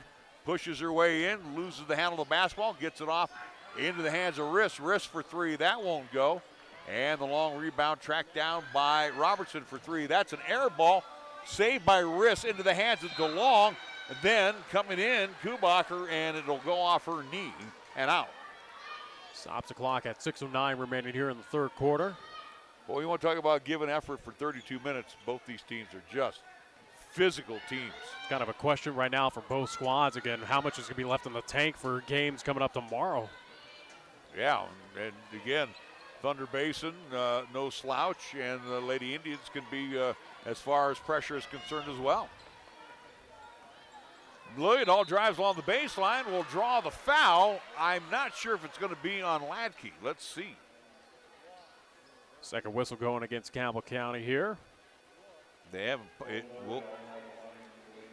So Ladke will pick up the foul. It's only her second. Lillidahl at the line to shoot free throws. Her first shot is good. One of the nice things about these two teams, pretty decent from the free throw line. We're seeing it being showcased here. A lot of substitutions. Neary has come back in, I see. Reimer also has checked back in. Second shot is also good. Kubacher in the backcourt to Reimer. As he got it to Robertson, now to Kubacher. Kubacher wants to get inside. Kicks it over on the wing to Neary. Neary sends it back on top to Kubacher. Kubacher to Reimer, open for the three and drills it.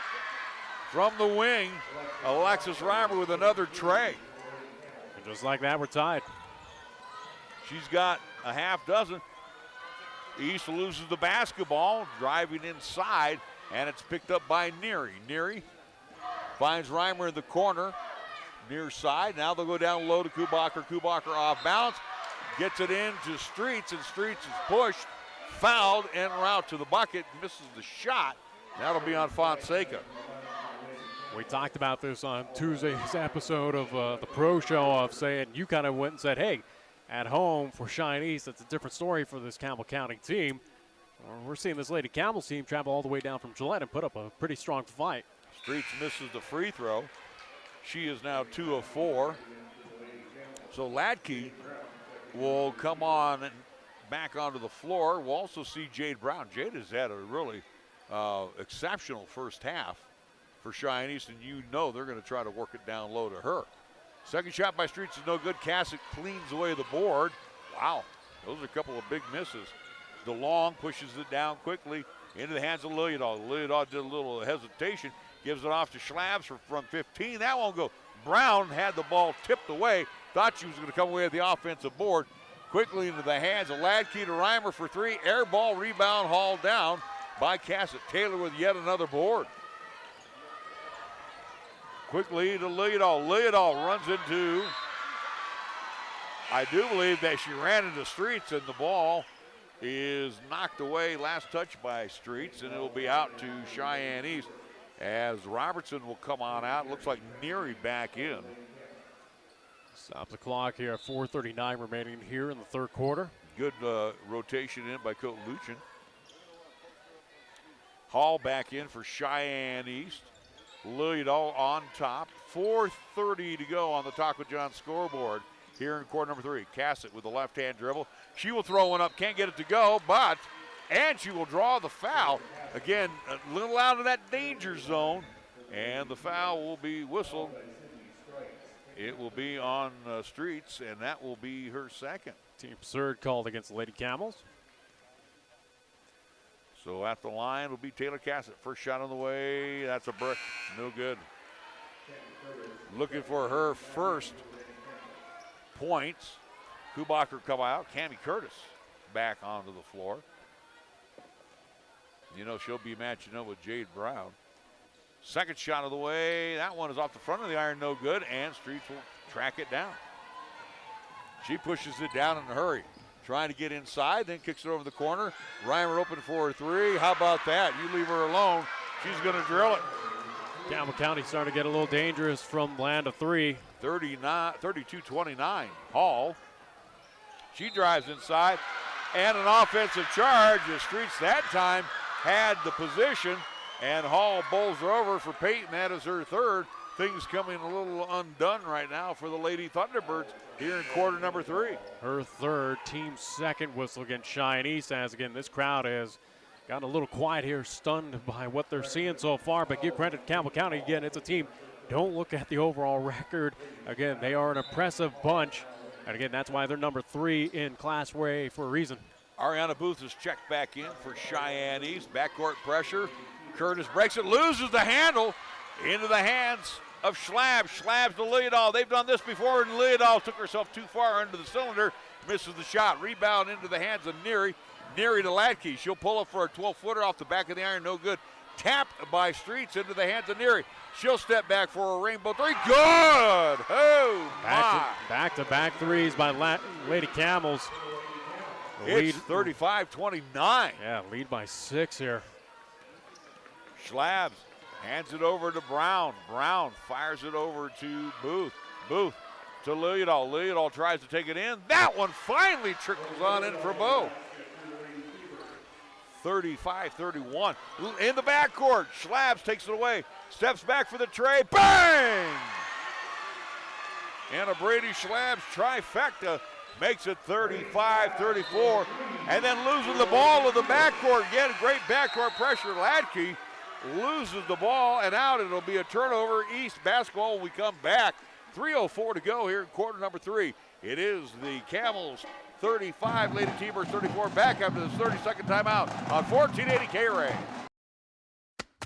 Tired of choosing Fat Boys Tire and Auto. Our business is about more than just selling tires and fixing cars. We believe in faith, family, and community. The Fat Boys family has been serving Wyoming and Nebraska for over 50 years, and 3 generations later, our values have never changed. When you need tires or auto repairs, find the Fat Boys, and we'll treat you like family. Fat Boys Tire and Auto in Cheyenne, Laramie, Scottsbluff, and Wheatland. Get price quotes and schedule service at fatboystires.com. Bounce to Haas as we come back after the timeout. Leodall fires one inside to Haas. Cashlin turn around, left it short. Battles for the board with Neary, and I think last touch by Neary. Haas has the mismatch on Neary right now. Got the Twin Towers, the freshman Twin Towers out there. Booth to Leodall for 3. That one skims off the rim. Nice board again by Brown. Brown missed the short bunny.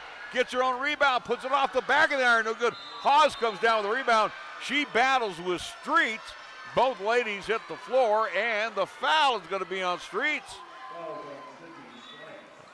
The 4th whistle going against Campbell County.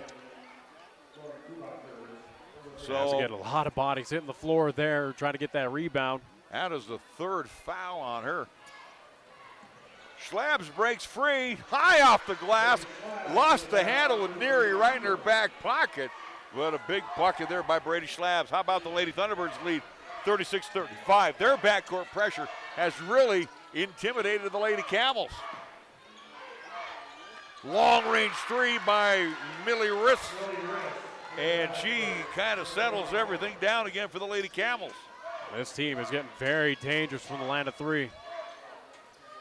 Schlabs on the angle, far side, now brings it out on top, hands it over to Liljedahl. Liljedahl almost tripped up, loses, and will be a timeout is called by Cheyenne East just before Liljedahl traveled with it. So we'll keep it here with 2:03 to go kind of in the period. Late call there. Again, a couple of Campbell County fans kind of at least questioning that one. Felt like the travel was before the timeout, but again, either way, though, that'll be at least one timeout. Both teams with 4 remaining here in this contest, but back and forth we go. The concern right now is that Cheyenne East getting a little lackadaisical from the land of 3, or at least, again, defending the land of 3.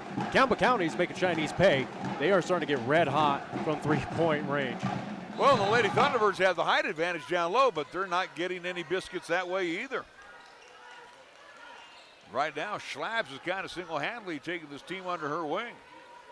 Brady with the basketball, gets by everybody, puts it up and in. It's a high ball game. 38-38.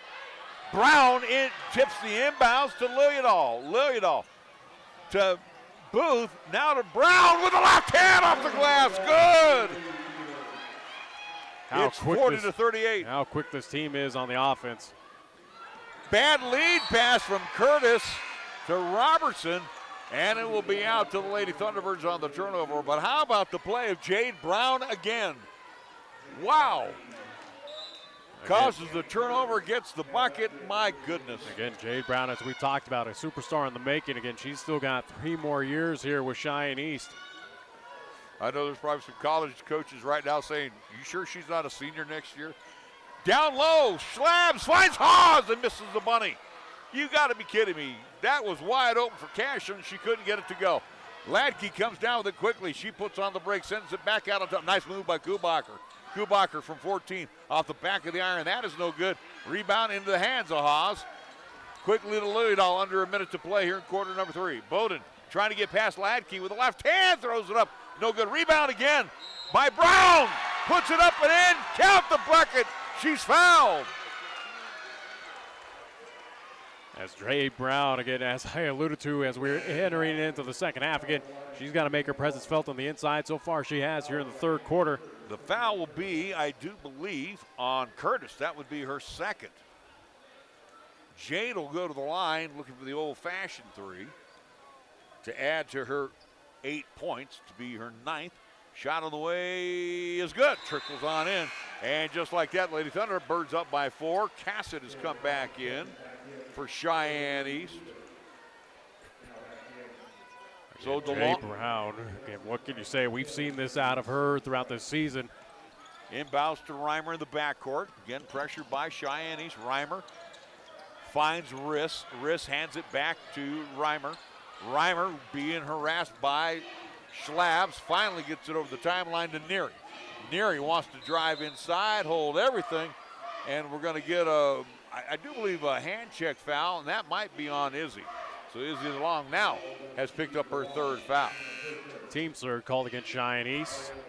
Eight whistles so far here in the third quarter. 5 against Campbell County, 3 against Cheyenne East. So DeLong will come out. Booth will check back in. Clock is stopped at 35 seconds exact here in the third. Riss will trigger it in to Reimer. Reimer on the wing.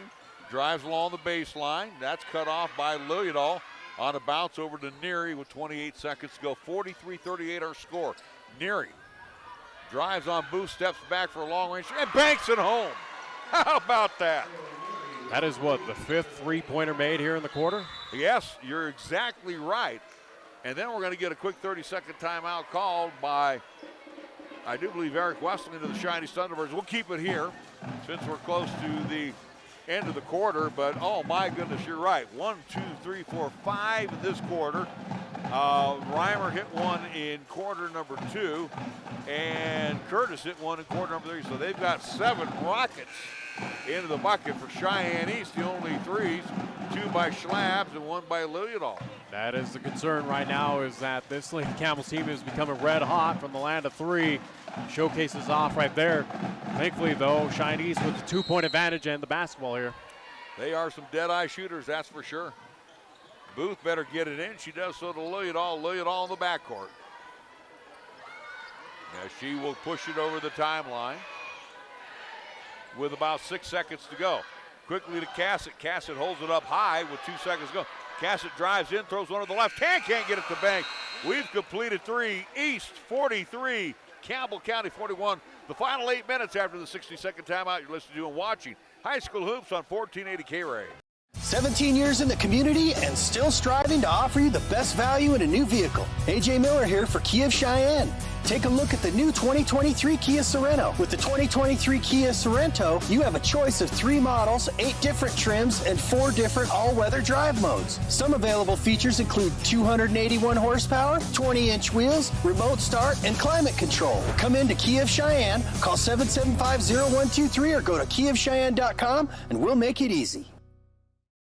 Shake up how you wake up with a bolder breakfast at Taco John's. Hit snooze on the same old, and bite into crispy potato olays, bacon, and nacho cheese. It's always a good day for nacho cheese. Get 2 meat and potato breakfast burritos for just $6, only at Taco John's.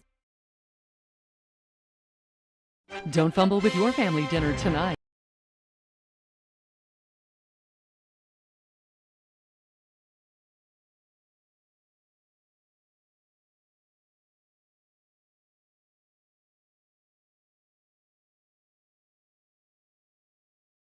Away, Lady Camels with the basketball. Gladke wanting to get inside. Oh, everything. We've got Lilliedal and Streets hitting the deck, and I think Bo is going to be called for that foul. That will be her second. Her second, team's 4th whistle now against the Lady Thunderbirds. I was looking at a stat here. The Lady Camels from the outside, Nick, from beyond the arc, 34% of the season. Cheyenne East, 27%. Hope it doesn't come down to that here towards the end of the game. Again, Cheyenne East has not lost to a Wyoming school in quite some time, in a couple of years. Gladke finally gets it into Streets, who drives on Brown. Brown got all ball, we thought, but I think it might have been that body contact. It'll be team's 5th called against Cheyenne East. Brown will pick up her first foul. Twin Towers out there right now as Fonseca back out. At the line will be Streets to shoot a pair and possibly ties up. She's struggling from the free throw line as of late. Shot on the way is no good. She has missed on her last 4 after hitting her first 2. As again, so far of girls action here in the Cap City, South and Central have both lost. East is the last hope to pick up a victory here. Second shot is good. Lead is 1. And again, Lady Camels with the backcourt pressure, but the ball's in the hand of Schlab. She gets it over the timeline. Now we'll set up the play. Far side is, again, they're attacking the zone to our left. Brown on top, looking for some cutters. Can't find anybody. Ball tipped away, but Lilliedal won't come away with it. Hands it off to Schlabs, back to Booth. Booth fires it out to Lilliedal for 3. That one well off the mark. Lilliedal had an open look, but tried to do a little Steph Curry action, a little beyond the arc. Quickly, Neary drives inside, has her shot partially blocked. No, whistle. Whistle down low, and Fonseca not happy with that call. Foul starting to mount up quickly now against the Lady Thunderbirds. 6th whistle now going against Cheyenne East. And for Lisiana, that is her 4th. Shot on the way by Neary is good. Tie ball game. Yep, and we still have a lot of game left. So Fonseca will have to come on out. Cassett will come back in. Cassett's been doing pretty doggone good on the boards tonight. Neary's second shot is also good. And it's 44-43. Cassett will get into Lilliedal. Lilliedale is going to have to find some range here in this quarter if the Lady Thunderbirds are to win. How about that dribble drive and throw up one hard off the window and good. Count the bucket. She's fouled. Basket is good. 6 whistle now going against the Lady Camels. That foul will be whistled against Reimer. So DeLong will come back in. She'll come in for Booth. As back and forth we go here. So Lilliedale looking for the old-fashioned 3. She is 4 of 4 from the free throw line. How about 5 of 5 and a 46-44 score? Reimer in the backcourt. Got a 2-on-1 as they get it over to Robertson. She steps back for the 3. That one misses the mark. And all over the back of Lilliedale is either Kubacher, I do believe Kubacher, or Streets. That's Streets. 7th whistle now going against Campbell County. That's her 4th. That'll be bonus time now for the Eastside Lady Thunderbirds. Good positioning that time by Schlabs. Cammy Curtis will come back in. Stops the clock. 6:52 remains here in this ball game. Still have boys action to follow up this one. You're kidding me. We got another one to do? I'm burned out. First shot by Schlabs is good. She'll now get that bonus opportunity. Certainly doesn't help with, again, being an hour behind. Something that hopefully the high schools will eventually figure out of, again, with JV games in front of them. 23 points for Brady Schlabs. Make it 24 on the knuckleball. That goes in.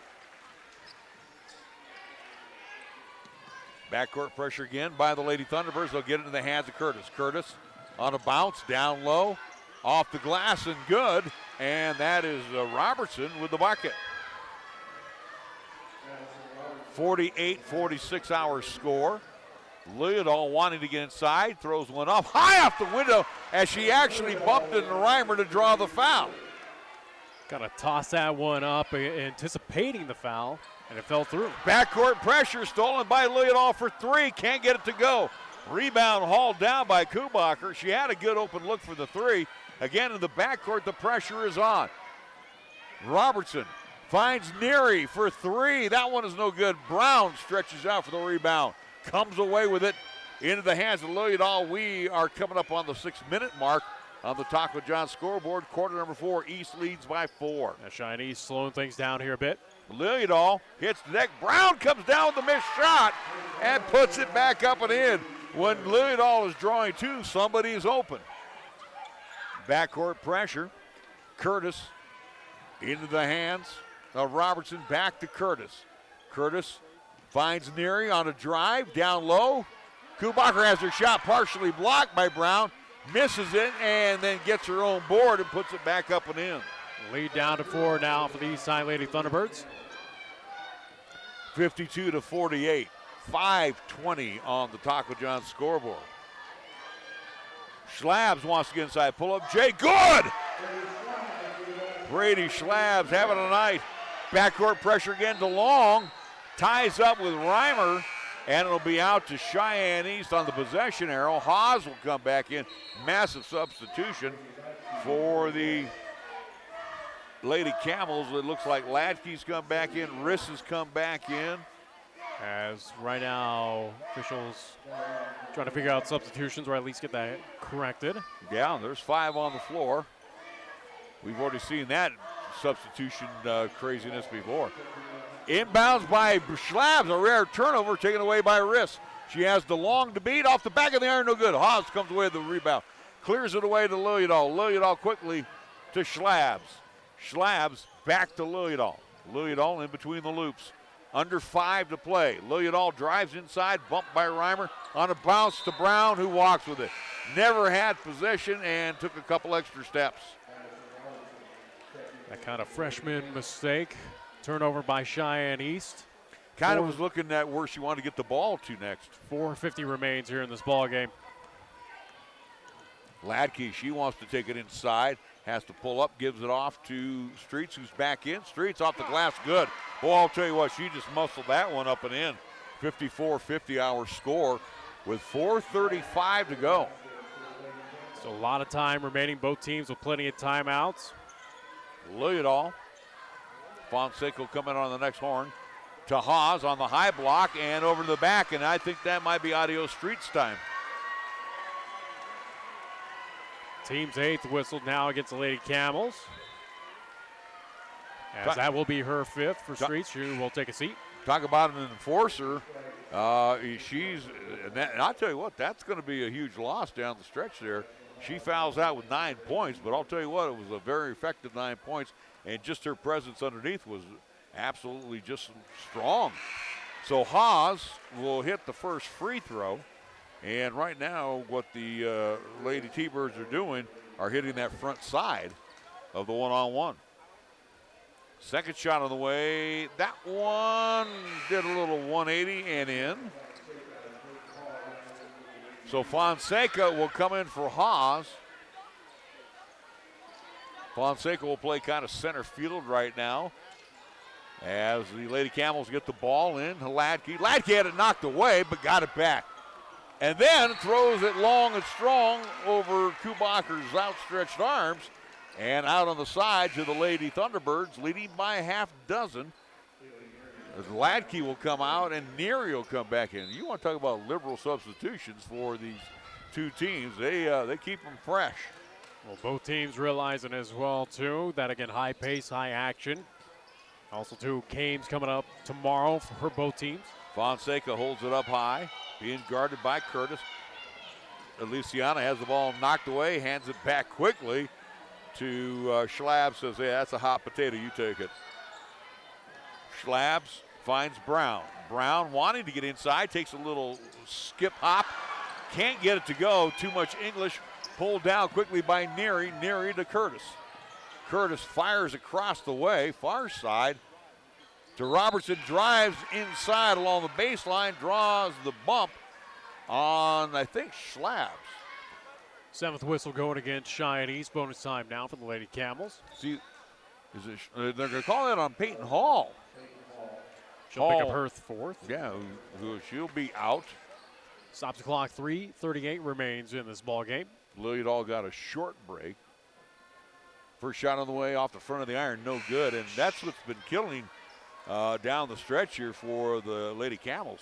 The east side Lady Thunderbirds, again with a 6-point advantage, looking for win number 15 on the season. They're connecting on free throws, and the Lady Camels struggling at the line. Second shot is good. Down by a nickel, 56-51.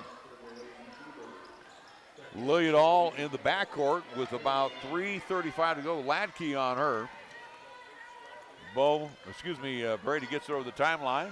Kicks it over on the wing. Long range three. That is no good by DeLong. One and done. Ladke comes down the rebound quickly to Kubacher. Kubacher pushes it down in a hurry. Wide open in the corners. Robertson for three and drills it. We have a timeout called by Campbell County. With 3:12 to go on the Taco John scoreboard, 56-54 in favor of East. We're back after this 30-second timeout. You're listening to and watching High School Hoops on 1480 KRAE. Each of us comes with a different story, a different way of looking at the world. So whatever it is that makes you different will make all the difference. I'm General C.Q. Brown Jr. Come join us.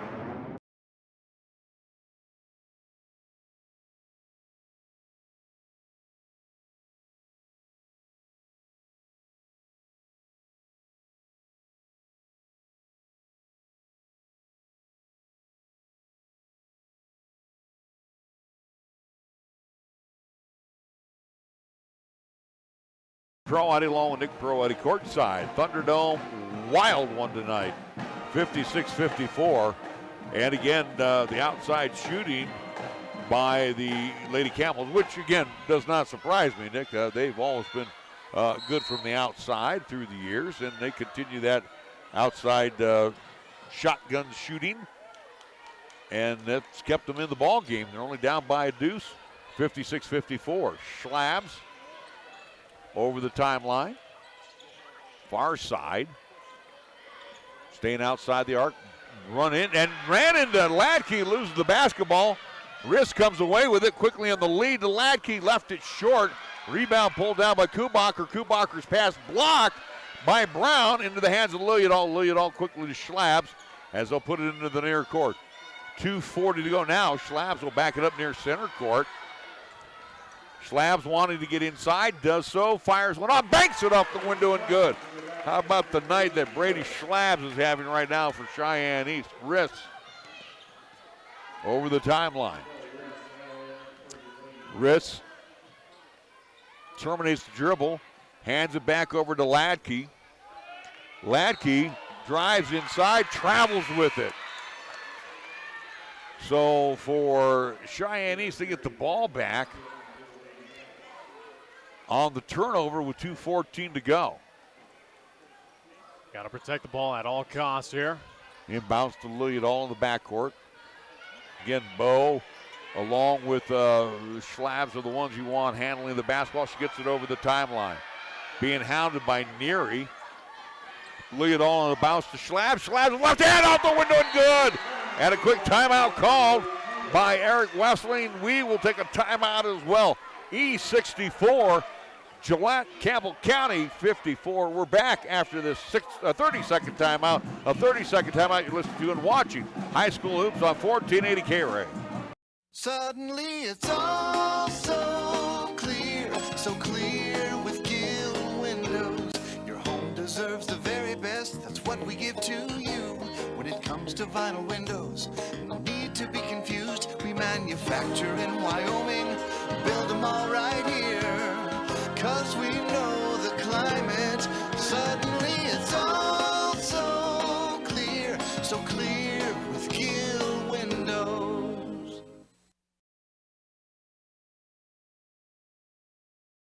Well, we come back here at the timeout. Hey, a highlight for us. Finally, look at that move by Brady Schlabs. She has been just sensational tonight. You know, definitely that game ball will end up in her hands because she has been a one-person wrecking crew against the Lady Camels. $1:57 to go. Curtis is back into the lineup. Fires across the way. They get over the timeline to Robertson. Robertson with Cassett to beat. Cassett did a little flopping. Didn't get called for it. Missed shot by Robertson. And it'll be Schlabs with the basketball. Has Brady even sat down tonight, Nick?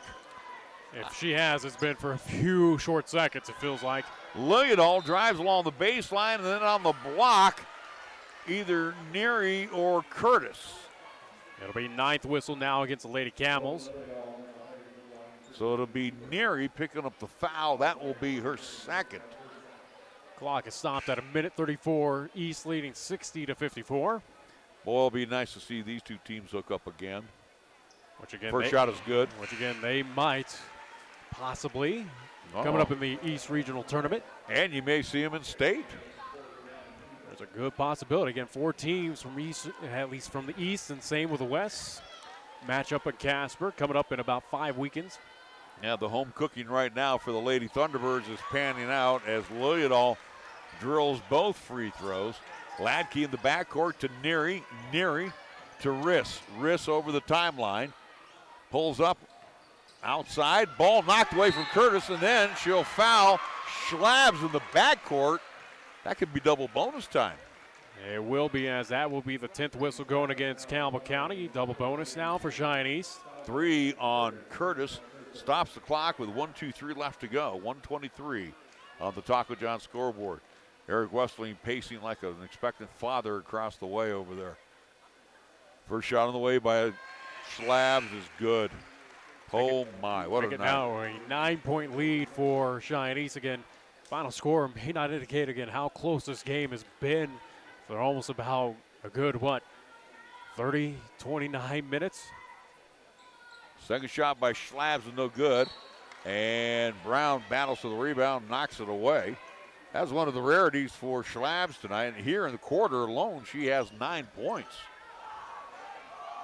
Ladke pushes it over the timeline, takes a quick look at the clock, throws it off the glass, and good. And Ladke's been doing that all night long. She has just been busting through in the paint. 1:15 to go. It's 63-56 in favor of the Lady T-Birds. Back after this timeout, a 30-second timeout you're listening to and watching high school hoops on 1480 KRAE. Hey guys. He's not wearing anything. What?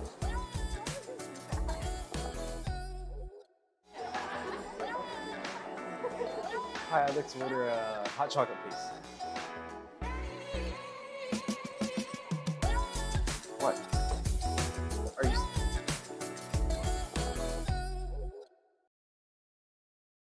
Don't fumble with your family dinner tonight.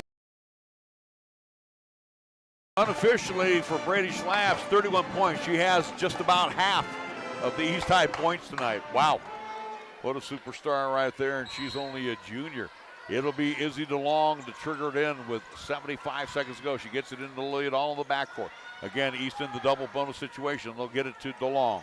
DeLong finds Schlabs across the way into the near court, back near center court to Lillidahl. Cheyenne East just plays keep away here. Lillidahl drives inside, hits the deck, and misses the shot. Last touch by Brown and out with under a minute to play. No, the Lady Thunderbirds are not burning clock. Kind of surprising on that one. I felt like that's a missed opportunity by Cheyenne East to kind of use that no shot clock to their advantage and kill some time off. Inbounds will come to Kubacher. Kubacher in the backcourt being hounded by Fonseca. Pulls up right at center court and gets it into the hands of Neary. Neary drops it back to Robertson. Robertson can't get the three off. Now to Latke. Latke just bowls over Lillidahl, and Lillidahl will be called for the block. So Lillidahl picks up her third, and it will send Latke to the line to shoot one and penalty. Question that one, but either way, team's eighth called against Cheyenne East. Latke is 3 of 5 from the free throw line. Her first shot of the way is good. And again, both these teams cool as cucumbers down the stretch at the charity stripe. So Booth will come on out, Ariana Booth coming out. 6-point lead as of right now for Cheyenne East. Brown back in after a very short break. Latke's second shot is hanging on the front of the iron, then falls in. And then we got a turnover in the backcourt. Fonseca, the senior, turns it over. Now the game dynamic changes vastly with that turnover. Yeah, Riss will trigger it in right of the bucket. She better hurry up and get it in. She does so to Latke. Latke shot's blocked by Brown. And last touch by Brown, as looked like Millie Riss was trying to save it, and it went out. So Riss again triggers it in, knocked away. No, they're going to say kick ball. It was a kick the ball. 39.5 seconds left to go. So right now for the Lady Camels, trying to get the ball inbounds has been difficult. They'll send it out on top to Neary. Neary being guarded by DeLong. Pulls up, sends it out to Riss. How about this long-range three? That misses everything. Rebound hauled in by Brown, and fouled in the backcourt is Schlabs, and it'll be double bonus time. The foul will be on Kubacher, I do believe. 11th whistle now against Campbell County here in the second half. Schlabs will be at the stripe twice.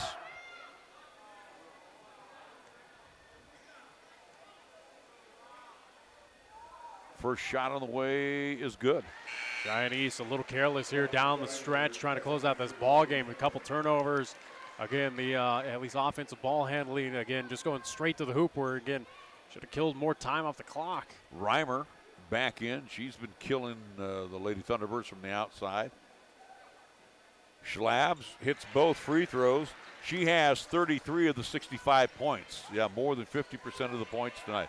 Inbounds, and it's taken away. Bad pass by Riss, and Lillidahl comes away with it. She is fouled. It will be double bonus time, and this is where the Lady Thunderbirds will cash in. The foul will be on Latke. That will be her third. If things stand as they are, again, Cheyenne East up, again, leading 65-58. Cheyenne East will move to 15-1 overall. Lillidahl here in the quarter has 8 points, 4-4 from the free throw line. Campbell County with the loss would drop to 11-6 overall. Second shot of the way is also good. How much left in the tank for these two teams tomorrow when they play? Again, Central will have the Lady Camels, and for Cheyenne East, they will have the Lady Bolts. We got a timeout with less than a minute to play. Matter of fact, how many seconds we have left? Right 26. now. Yeah, 26. I do believe 26.6 seconds remaining in this ball game. Again, Campbell County uses their at least timeout. Again, they have one left. Cheyenne East 2 remaining. We do have boys action coming up immediately after this. Cheyenne East, #1 team in Class 4A, taking on Campbell County, the Camels. Looking forward to that matchup. That'll wrap up again today's action here for us and at least Class 4A. Reminding folks as well, coming up tomorrow at 2:30 and 4, we'll be out in Pine Bluffs as we'll move down to Class 2A, Battle of Laramie County. Pine Bluffs versus Burns. Looking forward to those contests. Riss will get it in the backcourt to Robertson with 23 seconds to go. Robertson right now caught up in traffic, finds Reimer. Reimer to Ladke. Ladke will push it over the timeline. Her pass is blocked and then ends up in the hands of DeLong. DeLong will give it off to Fonseca. Fonseca to Schlabs. Now to Lillidahl, and Lillidahl can just let the clock run out, and it does. What a battle. Boy, two teams respectively ranked 2 and 3, and deservedly so. The Cheyenne East Lady Thunderbirds win 67-58 over the Campbell County Camels. Wow, what a ball game. Cheyenne East, again, improves to 15-1 on the season, while the Lady Camels drop to 11-6. 67-58, our final score. We're back after a 2-minute timeout. You're listening to and watching High School Hoops on 1480 KRAE.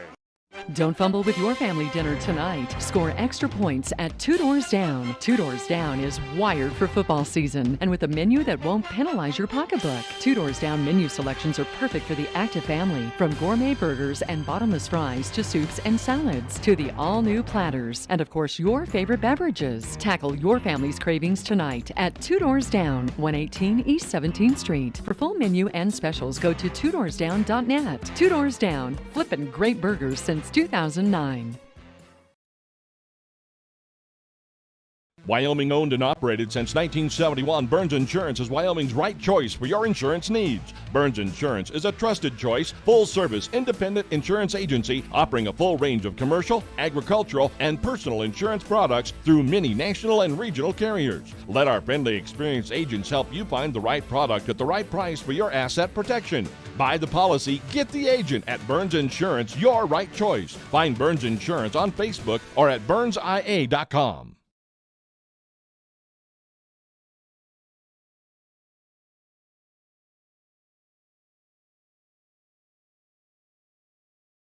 "30 years of service and care for Cheyenne and the surrounding area continues at Cheyenne Auto Repair and Service. Hi, this is Larry Proietti. For cars in downtown Cheyenne, this is the only place I take my vehicle for service, be it just an oil change, timing belt, checking on my heating and air conditioning unit, and even to replace a burnt-out brake light bulb or worn-out windshield wipers. John and his staff are there to take care of most minor repairs. John is even a TechNet professional. What does that mean to you? He's one of the best when it comes to servicing your car or truck. Check out TechNetProfessional.com today. Open Monday through Friday at 604 West Lincoln Way, or call Cheyenne Auto Repair and Service for an appointment at 632-0498.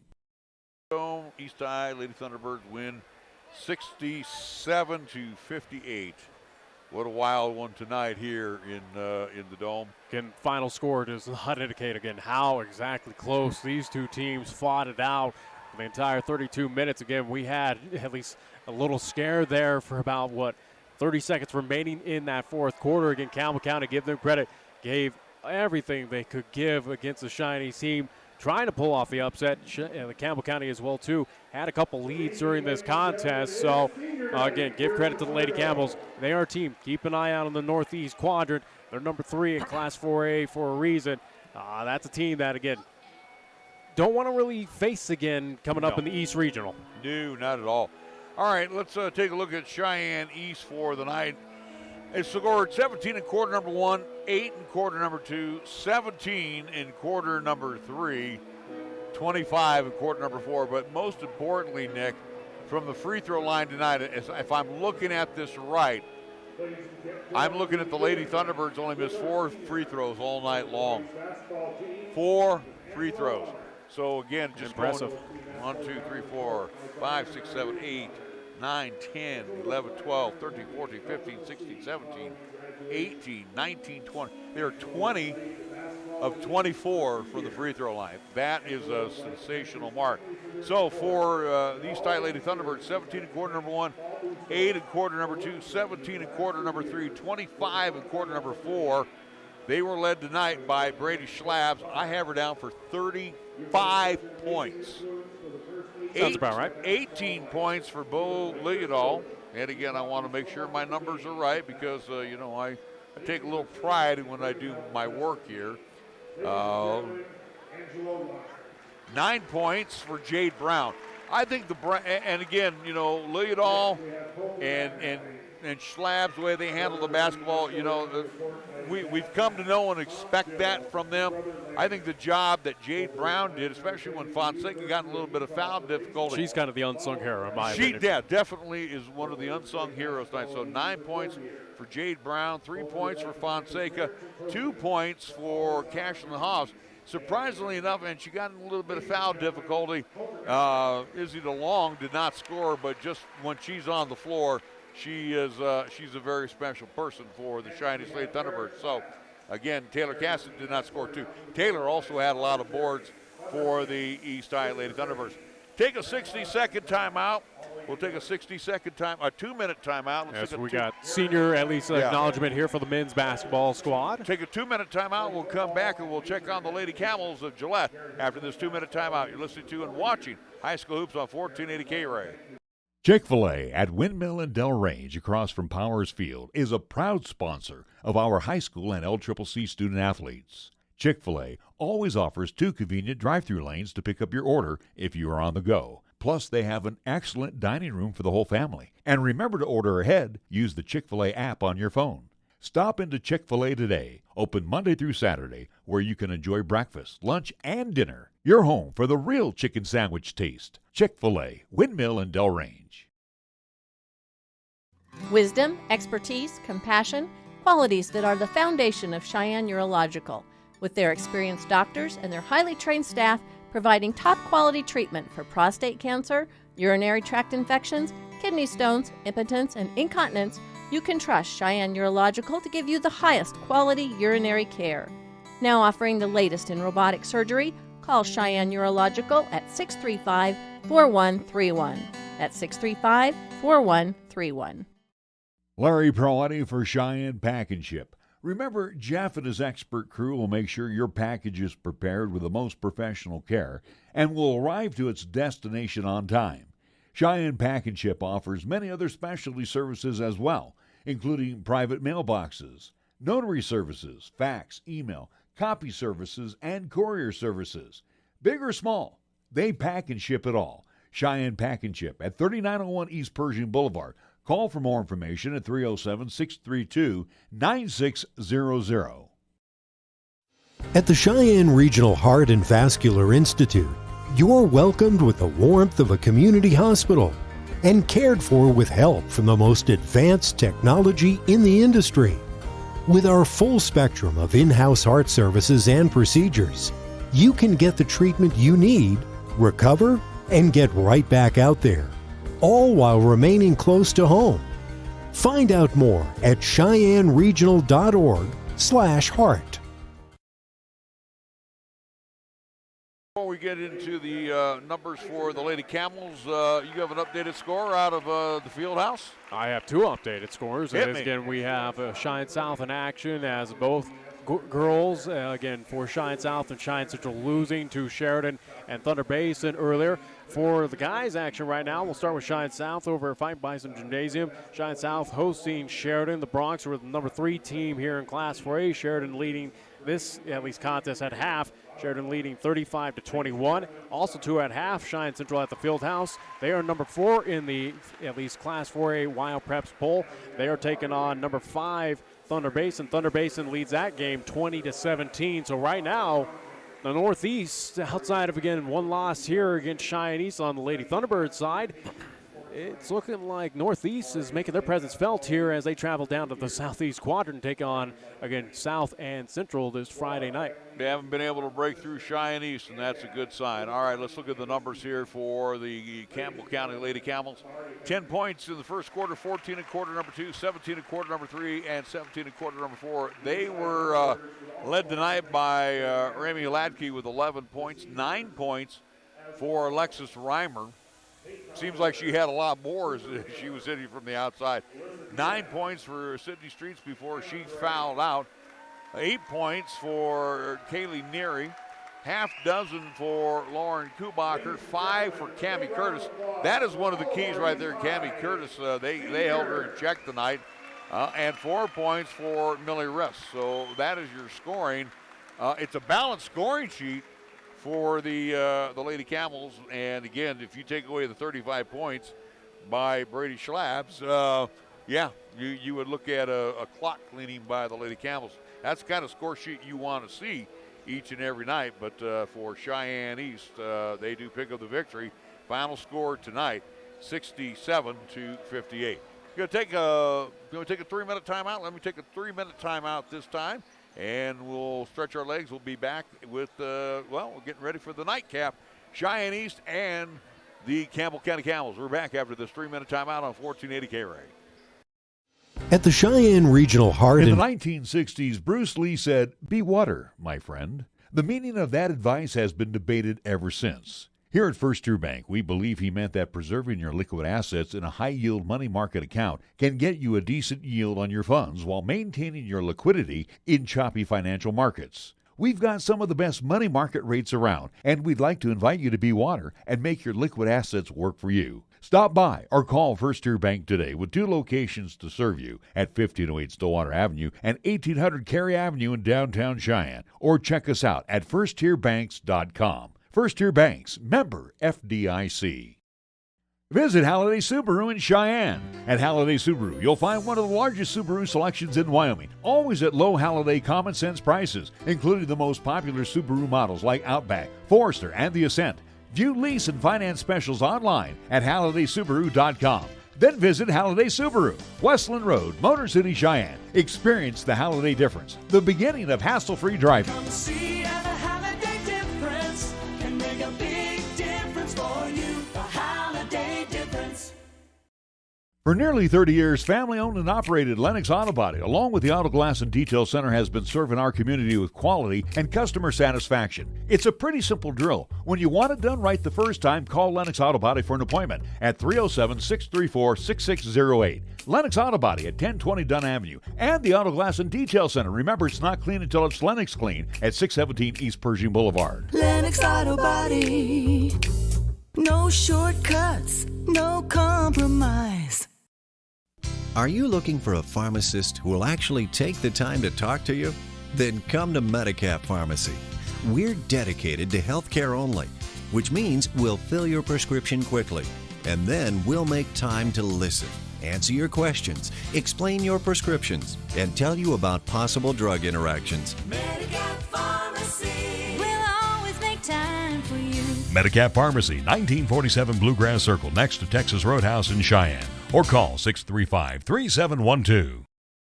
Meridian Trust Federal Credit Union is now offering a simple way to help make your money work for you. Meridian Trust will now pay 4% interest on their Max Rewards free checking accounts with balances up to $25,000 per month. Get all the details at mymeridiantrust.com or stop by your local Meridian Trust branch with 3 locations in Cheyenne. 4349 East Lincoln Way, 1602 East Prairie Avenue, and downtown at 2223 Warren Avenue. Right now is the perfect time to become a Meridian Trust member. Meridian Trust Federal Credit Union, where your deposits are safely insured by the NCUA. Be sure to stop in today.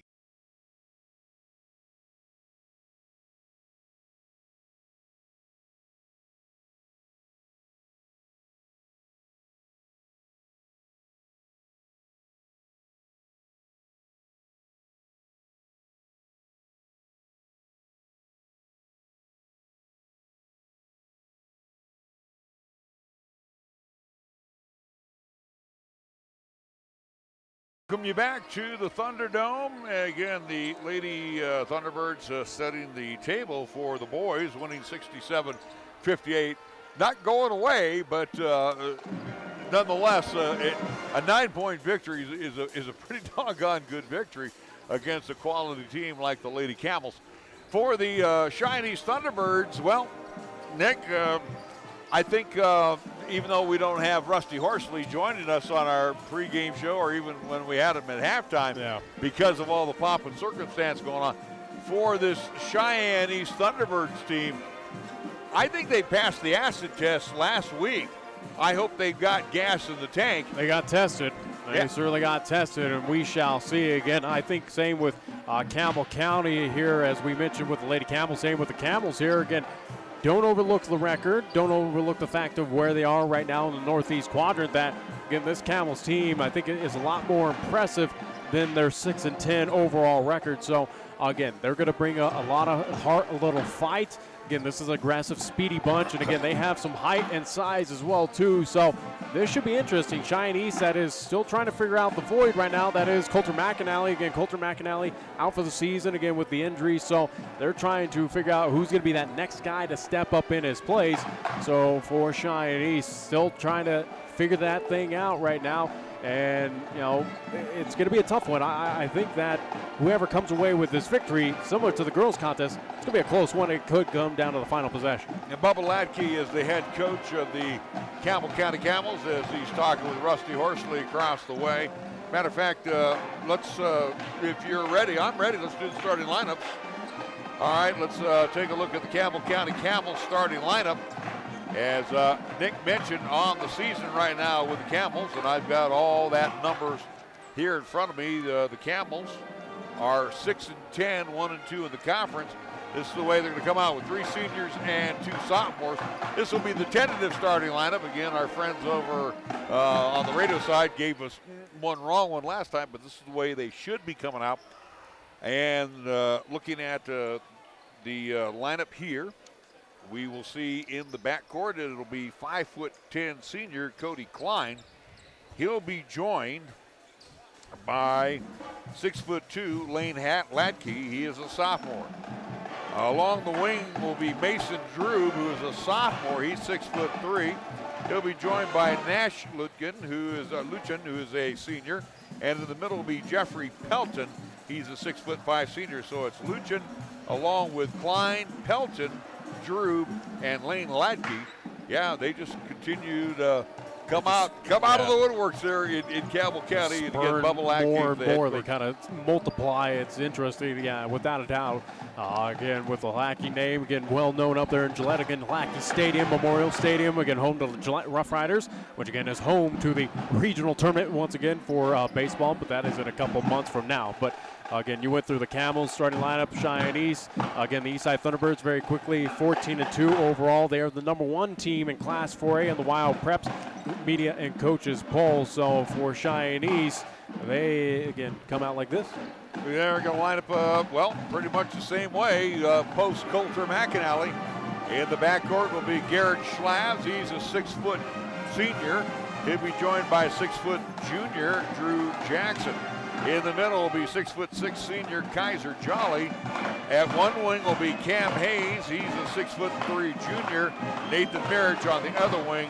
He is 6'1". Schlabs, Jackson, Mirich, Hayes, Jolly for head coach Rusty Horsley and the Cheyenne East Thunderbirds. I'm thinking, Nick, that we might probably get by here, that they won't be doing a national anthem because I don't see our color guard out here.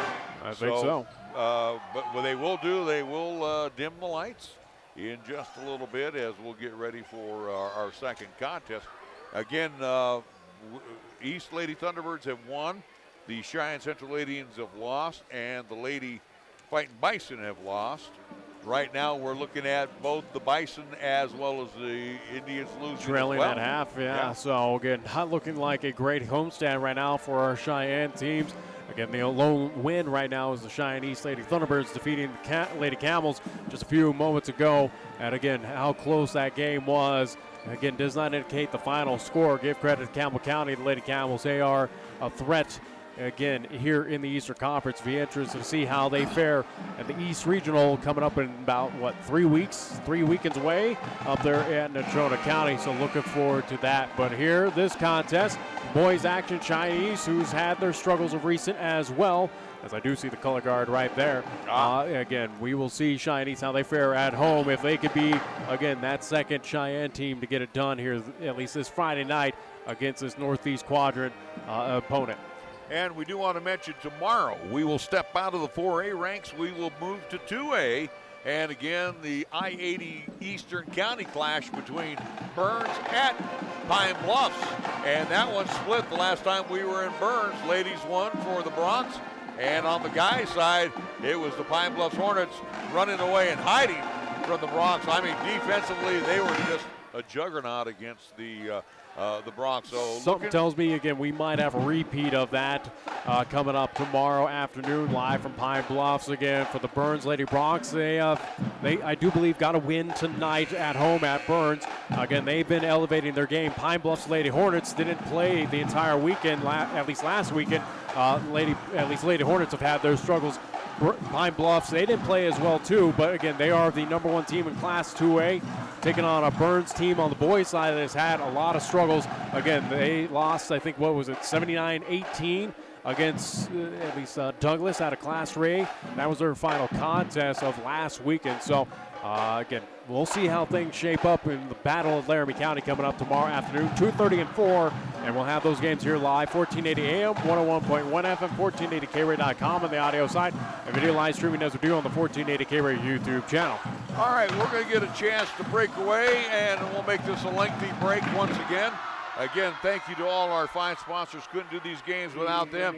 We'll be back after a 3-minute timeout. A 3-minute timeout you're listening to and watching High School Hoops on 1480 KRAE. Meridian Trust Federal Credit Union is now offering a simple way to help make your money work for you. Meridian Trust will now pay 4% interest on their Max Rewards free checking accounts with balances up to $25,000 per month. Get all the details at mymeridiantrust.com or stop by your local Meridian Trust branch with 3 locations in Cheyenne. 4349 East Lincoln Way, 1602 East Prairie Avenue, and downtown at 2223 Warren Avenue. Right now is the perfect time to become a Meridian Trust member. Meridian Trust Federal Credit Union, where your deposits are safely insured by the NCUA. Be sure to stop in today. If you own a home or property, you have at some time experienced a systems failure, always at the worst possible time. If that happens to you, just call Merritt Plumbing and Heating at 638-0749. Randy Merritt has over 35 years experience of plumbing and heating service. Merritt Plumbing and Heating and their entire crew have one mission: to provide homeowners and businesses throughout southeast Wyoming with reliable, affordable, and honest services. For plumbing and heating, commit this name to memory: Merritt Plumbing and Heating. Online at merrittplumbingandheating.com. MHP is a certified public accounting and consulting firm located in Bow, Cheyenne, and Fort Collins, offering accounting, tax, and consulting services to businesses, not-for-profit, government, and individual clients. MHP takes pride in their commitment to providing close, personal attention to their clients. They also continue to invest time and resources in continuing education, state-of-the-art computer technology, and valuing their relationships with you. MHP is a proud supporter of local and UW athletics. MHP, 314 West 18th Street, or call 634-2151. Proud supporters of Cheyenne and community athletes Paige and Zach Lane with Number One Properties would like to wish all the high school and college athletes a successful year on the field and on the court. They have and will continue to support student athletes and are proud to be members of the Cheyenne community. Contact Paige and Zach if you want to sell or buy a home. A special thank you for referrals as well. From your friends at Number One Properties, Paige and Zach Lane. Call 307-214-0827. Tired of choosing between finances and family time? Platte Valley Bank can help you take care of everything without missing anything. With our online and mobile banking, you can experience immediate access to check your account balance, pay bills, transfer money, and even create a budget. When life has you on the go, Platte Valley Bank makes it simple to take your banking with you. Platte Valley Bank, you belong here. Platte Valley Bank, member FDIC. 17 years, and we're still striving to offer you the best value in a new vehicle.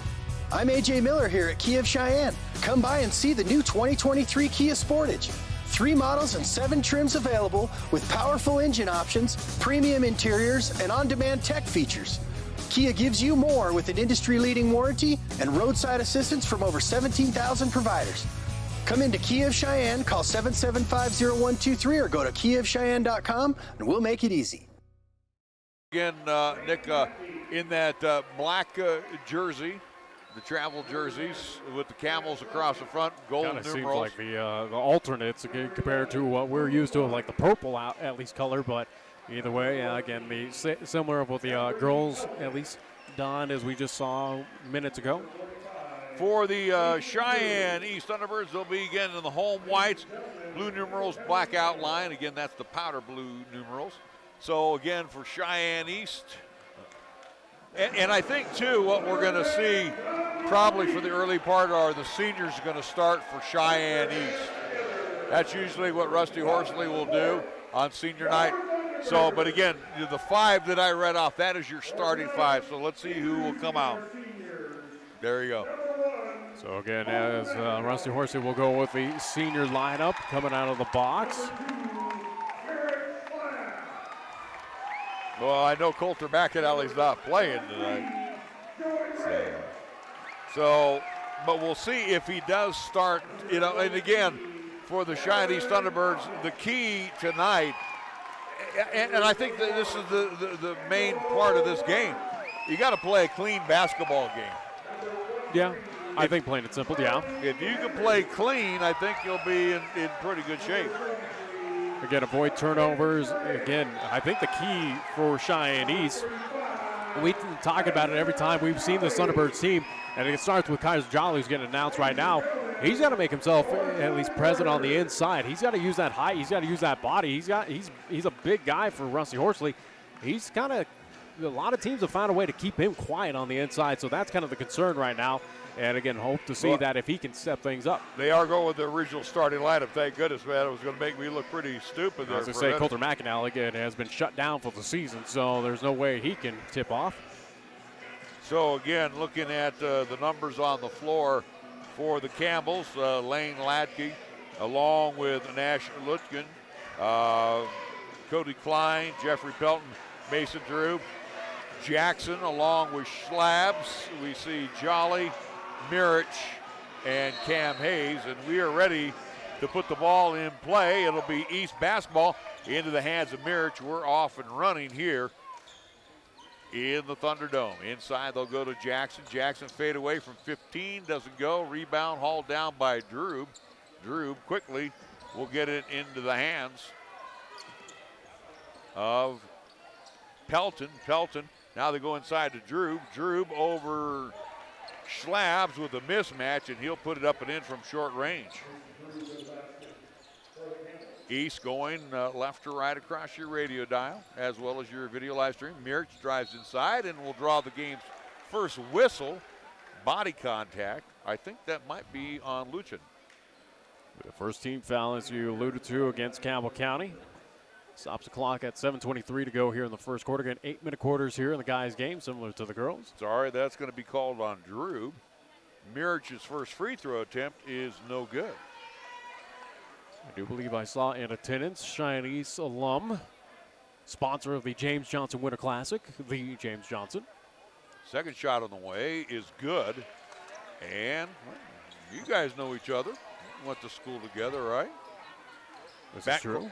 Backcourt pressure and breaking the pressure. The long-range three is no good, launched by Klein. And the rebound pulled down by the Thunderbirds quickly. Drew Jackson on the run, loses the handle of the basketball, puts on the break zone, gets the ball back into the hands of Schlabs. Schlabs over to Jackson. They stay outside the arc to Mirich. Mirich pull up from 15. That one rimmed out to the right. Jolly there for the offensive board. To Schlabs for three. That one won't go. And the rebound hauled in by Pelton. And if I didn't see James Johnson, it might be his twin of Scotty. As inside, Pelton trying to get in over Jolly. Jolly blocks the ball, and Jolly goes down with an ankle injury. What you don't need to see. As he is immediately right back up, though, thankfully. Oh, he got back up. He got either stepped on or whatever. And it looks like something with the hamstring a little bit.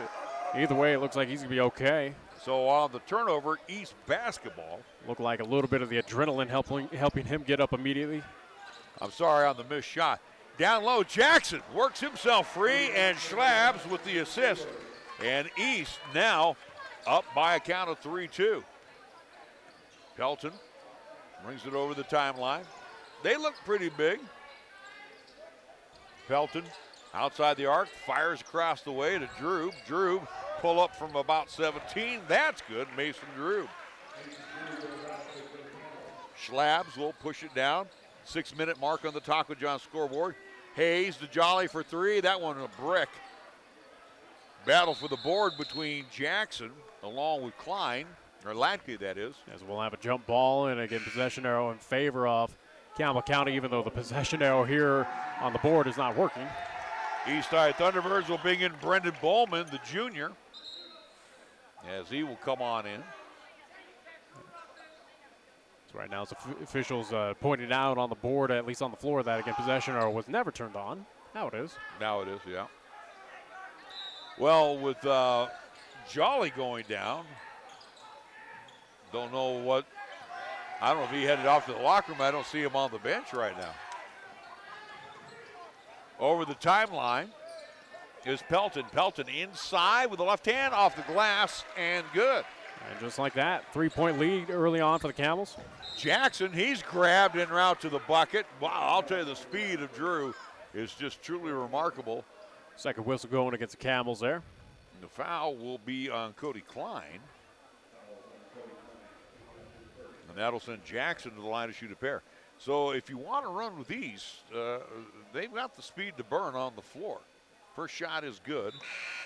But now a little undersized due to, again, Jolly having the injury. Yeah. But again, it looks like again, you see him right over there. Worked on by the at least training staff. Okay. He's right over there. Yeah, I got you. I can easily see him. I got it now. Well, I'm trying to watch a lot of things. I see him on the bench. Second shot is no good as that one burped out and into the hands of Droob. Droob to Luchin. Ladke wanted to get inside, lost the ball, knocked away by Schlabs into the hands of Jackson. Jackson will take it back outside on the near side, into the corner they go to Schlabs. Down low, trying to get it into Cam Hayes' hands, who was wide open, and for some reason the pass falls out and into the hands of the Camels on the turnover. Pelton in the backcourt. Hayes will back off. He's showing man-on-man defense. Pelton. Cross away to Droob. Droob switches off with Schlabs. Hands it back to Luchin. And he will kiss it off the glass and good. Strong start here early on for the Camels. 8-4 the score. Jackson to Schlabs. Man-on-man defense too by the Camels. Jackson will back it out, slowing the pace down. 4:39 on the Taco John scoreboard. Mirich pump fakes, kicks it back in the corner to Bowman. Bowman crossed away to Hayes. Hayes down low. They get it to Schlabs. Schlabs trying to do the reverse layup, and I think stepped out on the baseline. Another turnover by Cheyenne East. Back-to-backs. Again, another slow start here for the Eastside Thunderbirds. As Ladke gets it into Pelton.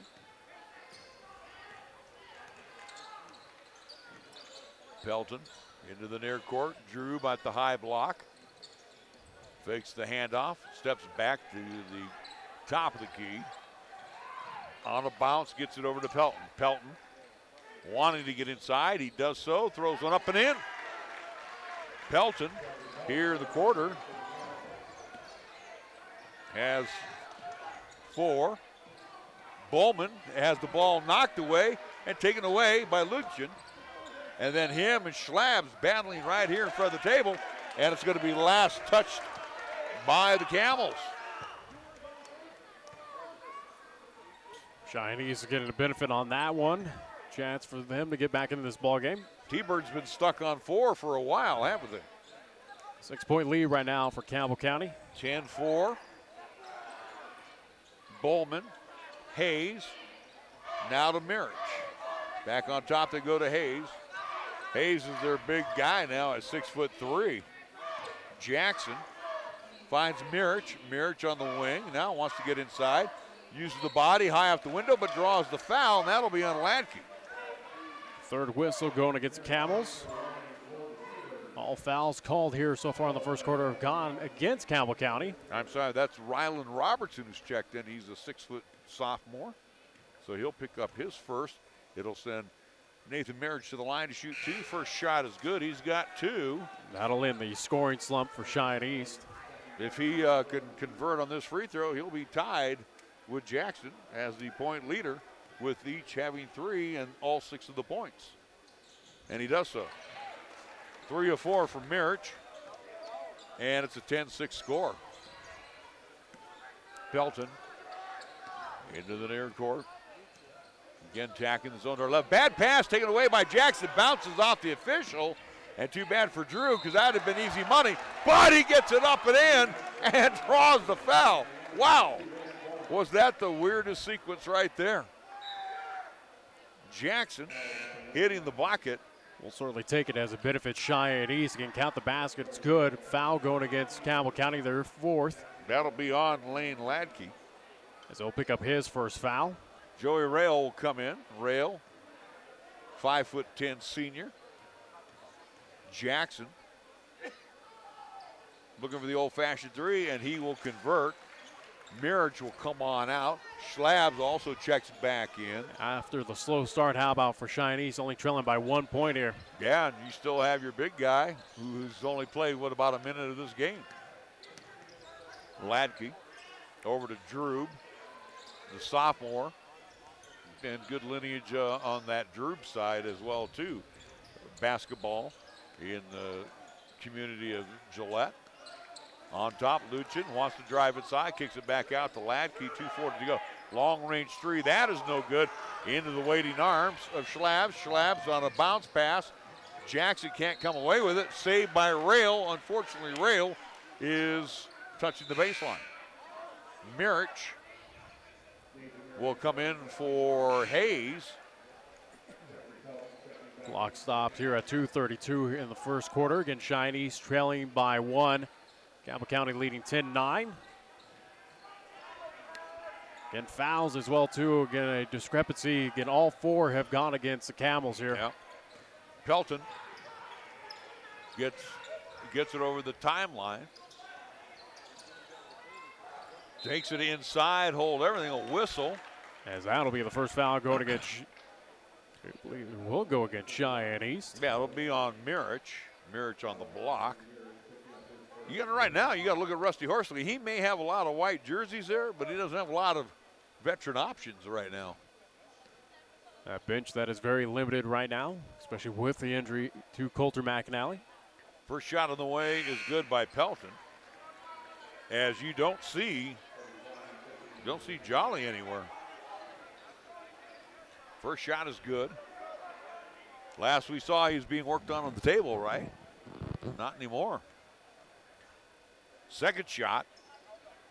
That is no good, and Jolly back on the floor. I was going to say, he's right there. I don't know what you were missing. I didn't see him come back onto the floor. He's the tallest guy for Cheyenne East. How do you miss him?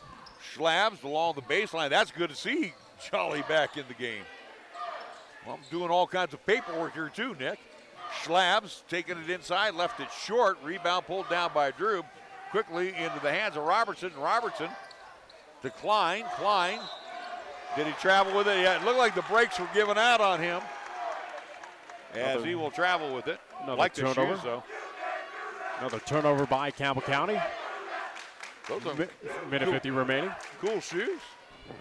All right, so Schlabs brings it down over the timeline. Near side. Jolly on the high block with the right hand. Good. And right now, Kaiser Jolly can have his way inside. And just like that, tie ball game at 11 apiece. It looks like they might have taped up the ankle a little bit more. That's what I'm looking at. Pelton knocks Mirich down, but no whistle inside, and Pelton with the easy bunny. Makes it 13-11. Jolly drives on the baseline using that big body, can't get it to go. Tipped around, Jolly comes away with the offensive board. Jolly sends it back on top to Rail. Rail with the left hand, he wants to get inside on Klein.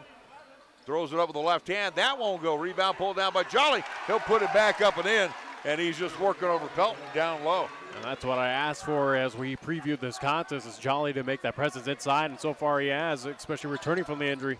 13-13 our score. Pelton, he wants to get inside. He does so, and that one won't go. Rebound hauled down by Jolly. Boy, Jolly has made his presence known since he's come back. To Jackson with 30 seconds to go. Over to Mirich. Mirich on the near side on the outside. And will throw it up. Can't get it to go. Klein tried to sell that. He got charged, but now he'll have the basketball. Bad pass taken away by Jackson. Jackson has Pelton to beat, and he gets it to go! Drew Jackson, what an athlete. 15-13 with 5 seconds to go. They'll go to Drew. Drew can't launch the three. Now he'll throw it up and hit the front of the iron. After one period of play, it's been nuts. East 15, Campbell County 13. We're back after this 30-second timeout you're listening to and watching High School Hoops on 1480 KRAE.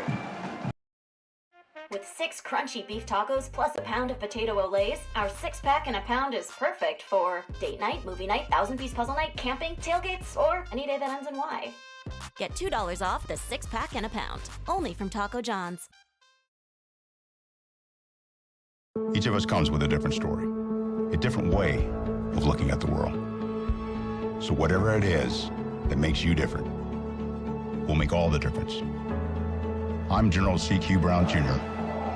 Come join us.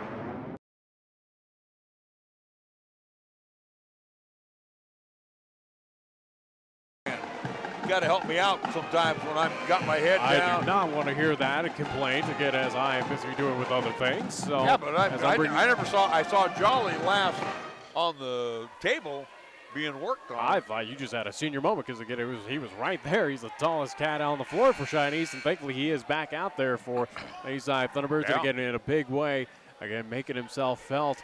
Again, we knew the injury was not bad. Again, as soon as he went down, he immediately got back up. So thankfully he is taped up and getting ready as he's right here in front of me. He'll load it up right in front of Nick and bring it into Jackson as we open up quarter number 2. East with a 15-13 lead.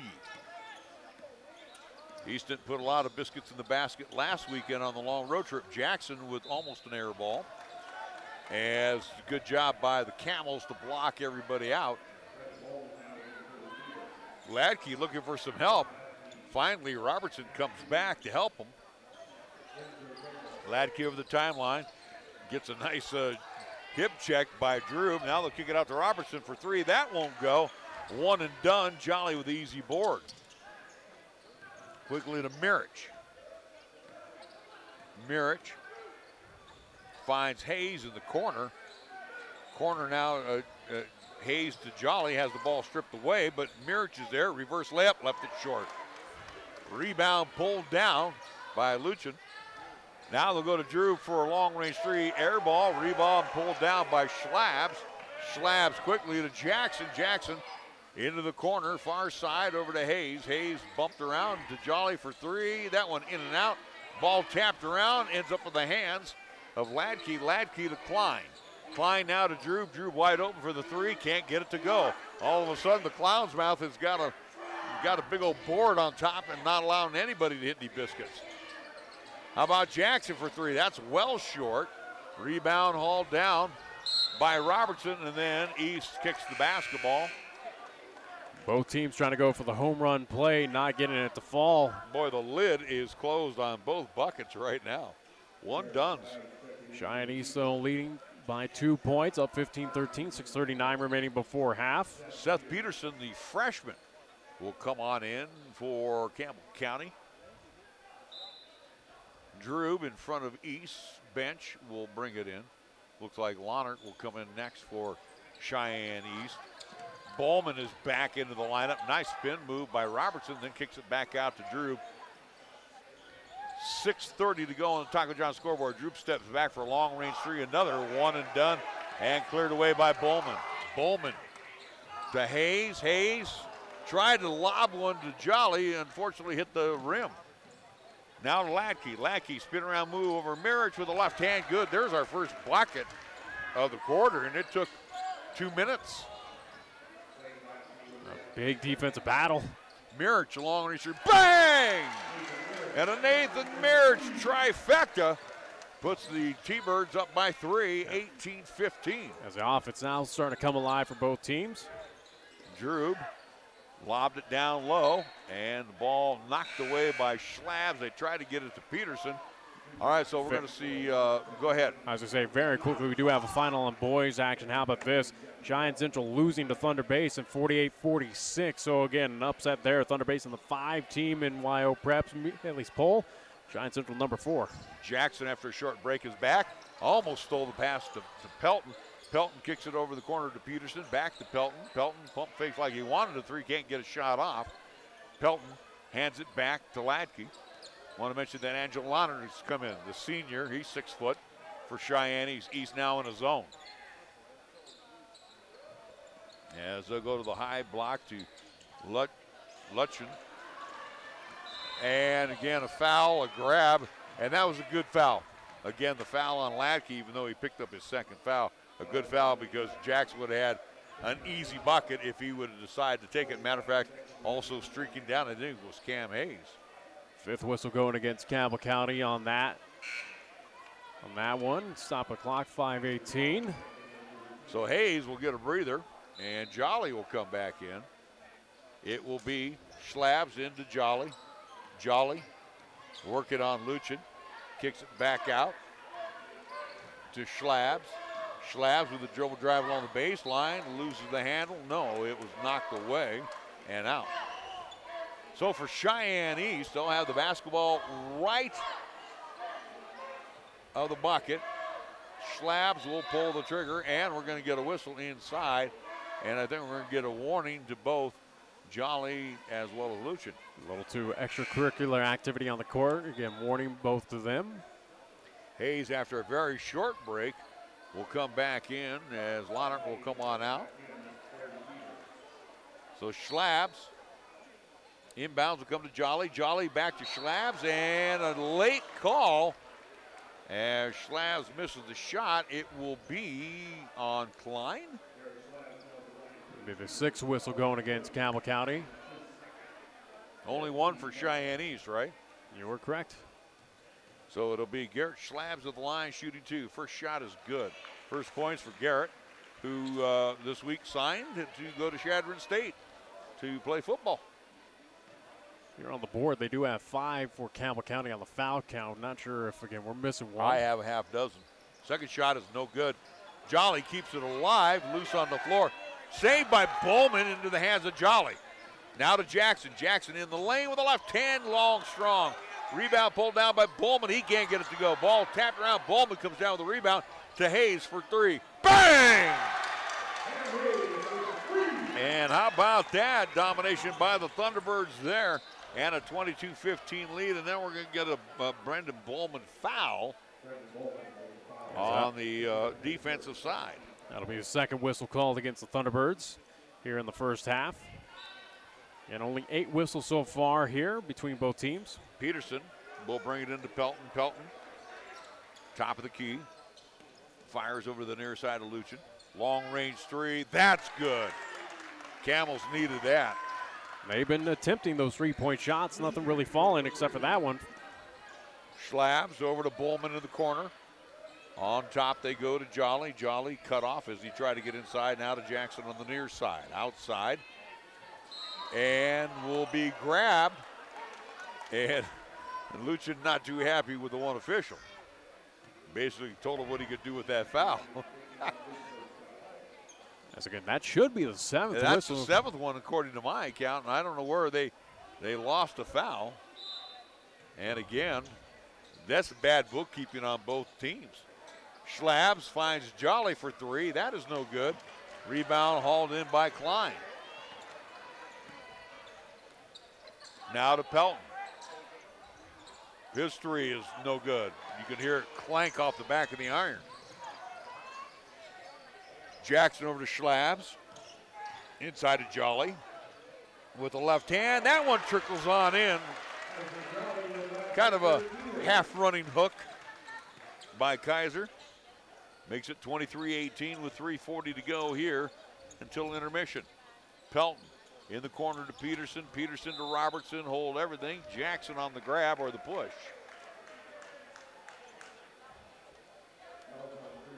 as that will be the 13th foul called against Cheyenne East. I do believe right now, as again you look across the way again, AD Jerry Schlabs had a talk with somebody, Coach Halacki. Again, I do believe that they're talking about foul numbers or something. Yeah. Inside Luchin, nice little lean in, but a late whistle on Cam Hayes as Luchin hits the ground. Fourth whistle going against the Thunderbirds. Game has slowed down here over the last minute or so. Again, according to my count, it should be 7 bonus time for Cheyenne East. Yeah. 4 for Cheyenne, at least 4 fouls against Cheyenne East, 7 against Campbell County. First shot is good. Again, we'll keep an eye on that as well, too. Again, where that should have been that previous foul. Again, shooting time for Cheyenne East instead was not. Half dozen for Nash. Back in Joey Rail for Cheyenne East. We'll also see Ladke back in.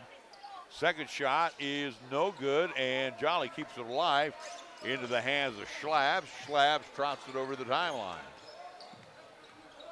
On top, he'll step back for a long-range 3. That one well short. Saved by Rail into the hands of Jackson. Jackson to Jolly. Back to Rail. Now to Schlabs, and they'll reload the offense. Schlabs hands it over to Hayes. Hayes to Rail. Rail on the wing on the far side. Now to Jackson. Jackson back to Schlabs. Schlabs on a bounce down below. Reversed by Hayes. Good. Hayes with 5 in the quarter. 25-19. Pelton on the far side. On top they go to Luchin. He'll step back for a long-range 3. That's good. How about that? Starting to get a little, at least catch on fire from the rain, at least land a 3. The senior has 9. 3-point lead for Cheyenne East. Hayes lobs it down low to Jolly. Jolly off the back of the iron. That one will tip up, and it'll flip up and in, I should say. 8 for Kaiser, and it's 27-22. Ladke. Robertson. I checked that. Peterson. Peterson back to Pelton. Pelton wanting to get inside. Over to Ladke, loses the handle. Ball ends up in the hands of Jackson with $1.50 to go. On a bounce, taken away by Peterson. Jackson like to have that pass back. Pelton works on Jolly and gets it to go. Lead back to 3 for Cheyenne East. 27-24 with $1.32 left to go. Jolly. Jackson. Far side over to Schlabs. Schlabs into the hands of Hayes. Rusty Horsley kind of yelling instructions to his Thunderbirds. Jackson drives inside and will draw the bump foul, and it will be in the process of shooting. That might. Well, either way, this will put Cheyenne East finally into the at least bonus side again, according to the board. Again, it should be team's 8th. I got foul 8 too. Going against Campbell County, but either way. Ladke picks up his 3rd personal foul. You know he's going to be adios. First shot is good by Jackson. And as I mentioned. All right, now they say Ladke now has 2 fouls. So they must have erased one of his fouls. I think that's probably what's going on here. Okay. So again, here we go again with this mistake. Jackson. Second shot is good also by Drew, who only has the 2 free throws here in the quarter. 29-24. Mirich back on the floor for Cheyenne East. Drube also back on the floor. Drube terminates his dribble on top, being harassed by Jolly. To Peterson. Peterson wanting to get inside as a shot rejected by Jolly. Into the hands of Schlabs. Here's what Cheyenne East likes to do. They like to run. Schlabs to Mirich. Back to Schlabs in the corner, under a minute to play. 45 seconds to be exact. Jolly in the corner, far side. Mirich, Jackson for 3. Air ball.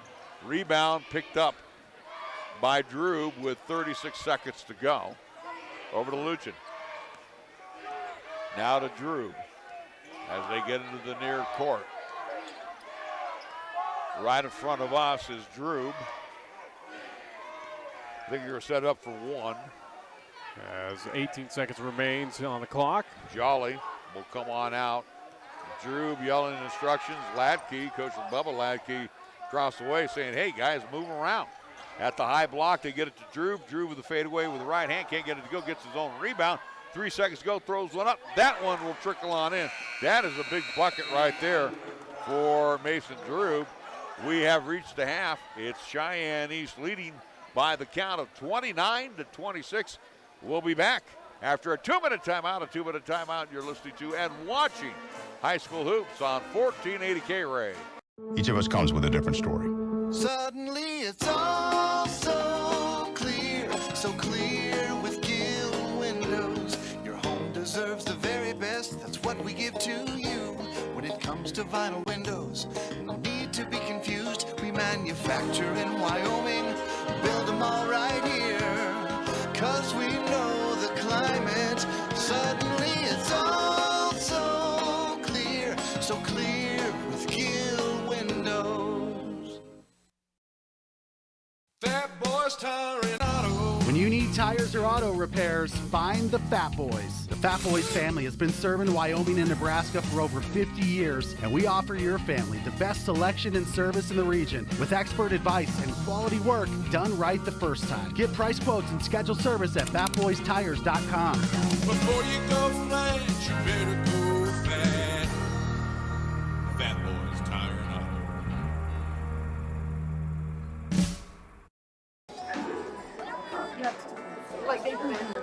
Hey guys. He's not wearing anything. What?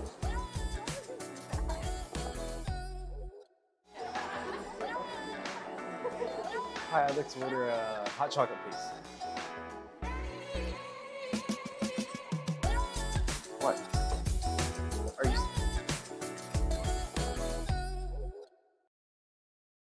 Don't fumble with your family dinner tonight. Score extra points at Two Doors Down. Two Doors Down is wired for football season and with a menu that won't penalize your pocketbook. Two Doors Down menu selections are perfect for the active family, from gourmet burgers and bottomless fries to soups and salads to the all-new platters. And of course, your favorite beverages. Tackle your family's cravings tonight at Two Doors Down, 118 East 17th Street. For full menu and specials, go to twodoorsdown.net. Two Doors Down, flippin' great burgers since 2009.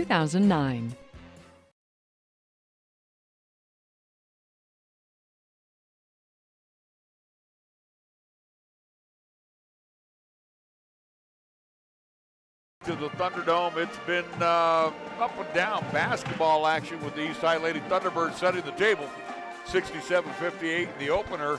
Here in the nightcap, it's the East High T-Birds, and they survived. And I'll tell you why they survived, because you were without Kaiser Jolly for about 5-6 minutes of the game, and with him being gone, the East High Thunderbirds at least stayed within shooting distance. Yeah. Kaiser comes back out there, and the Thunderbirds started picking it up a little bit. 30-26, that's where we stand. East leads at the intermission. Again, Lady Thunderbirds winning 67-58. You've got other scores going on today. Yeah, again, right now, as I have it stand on the boys' side, again, going back to Class 4A. Thunder Basin defeating Cheyenne Central 48-46 over at the Fieldhouse. Thunder Basin 5 team in WyoPrep's media poll. Cheyenne Central was the number 4 team at half. And again, this is the last report that I've got. Sheridan leading Cheyenne South 35-21 that game over at the Fighting Bison Gymnasium. Sheridan number 3 team in Class 4A. Moving down to Class 2A action. How about this? Pine Bluffs, who is the number 3 team, at least in 2A. Again, I thought they were the number 1. Looks like they got a little, at least fewer votes just due to having the weekend off. For Pine Bluffs, they get it done against Lingle Fort Laramie 59-47. That's a key victory, as again, Pine Bluffs still remains at least unbeaten in their quadrant. So again, the Hornets getting it done. And then how about this? Burns winning over Luss 77-57. So it sets up 2 teams winning today. Will face each other coming up tomorrow. Games that we will have here live on 1480 KRAE. Girls action, as I mentioned, South losing earlier to Sheridan. And again, same with Cheyenne Central, losing very closely at the Fieldhouse. The Lady Indians to Thunder Basin, the Lady Bolts. Again, don't have girls, at least scores for Class 2A, hopefully to get them here in a few short seconds. All right, let's take a look at some of the numbers here in the first half. For the Camels, they scored 13 in quarter number 1. They scored 13 in quarter number 2.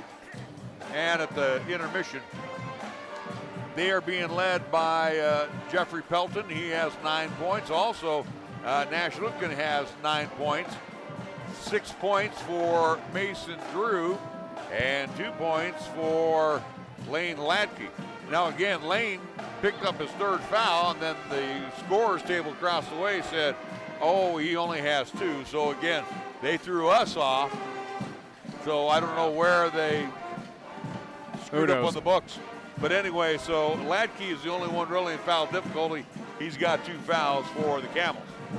For the Thunderbirds, 15 points in quarter number 1, 15 points in quarter number 2. So how about that? Identicals for both teams. For the T-Birds, let's just run it down. Schlab's only with 1 point.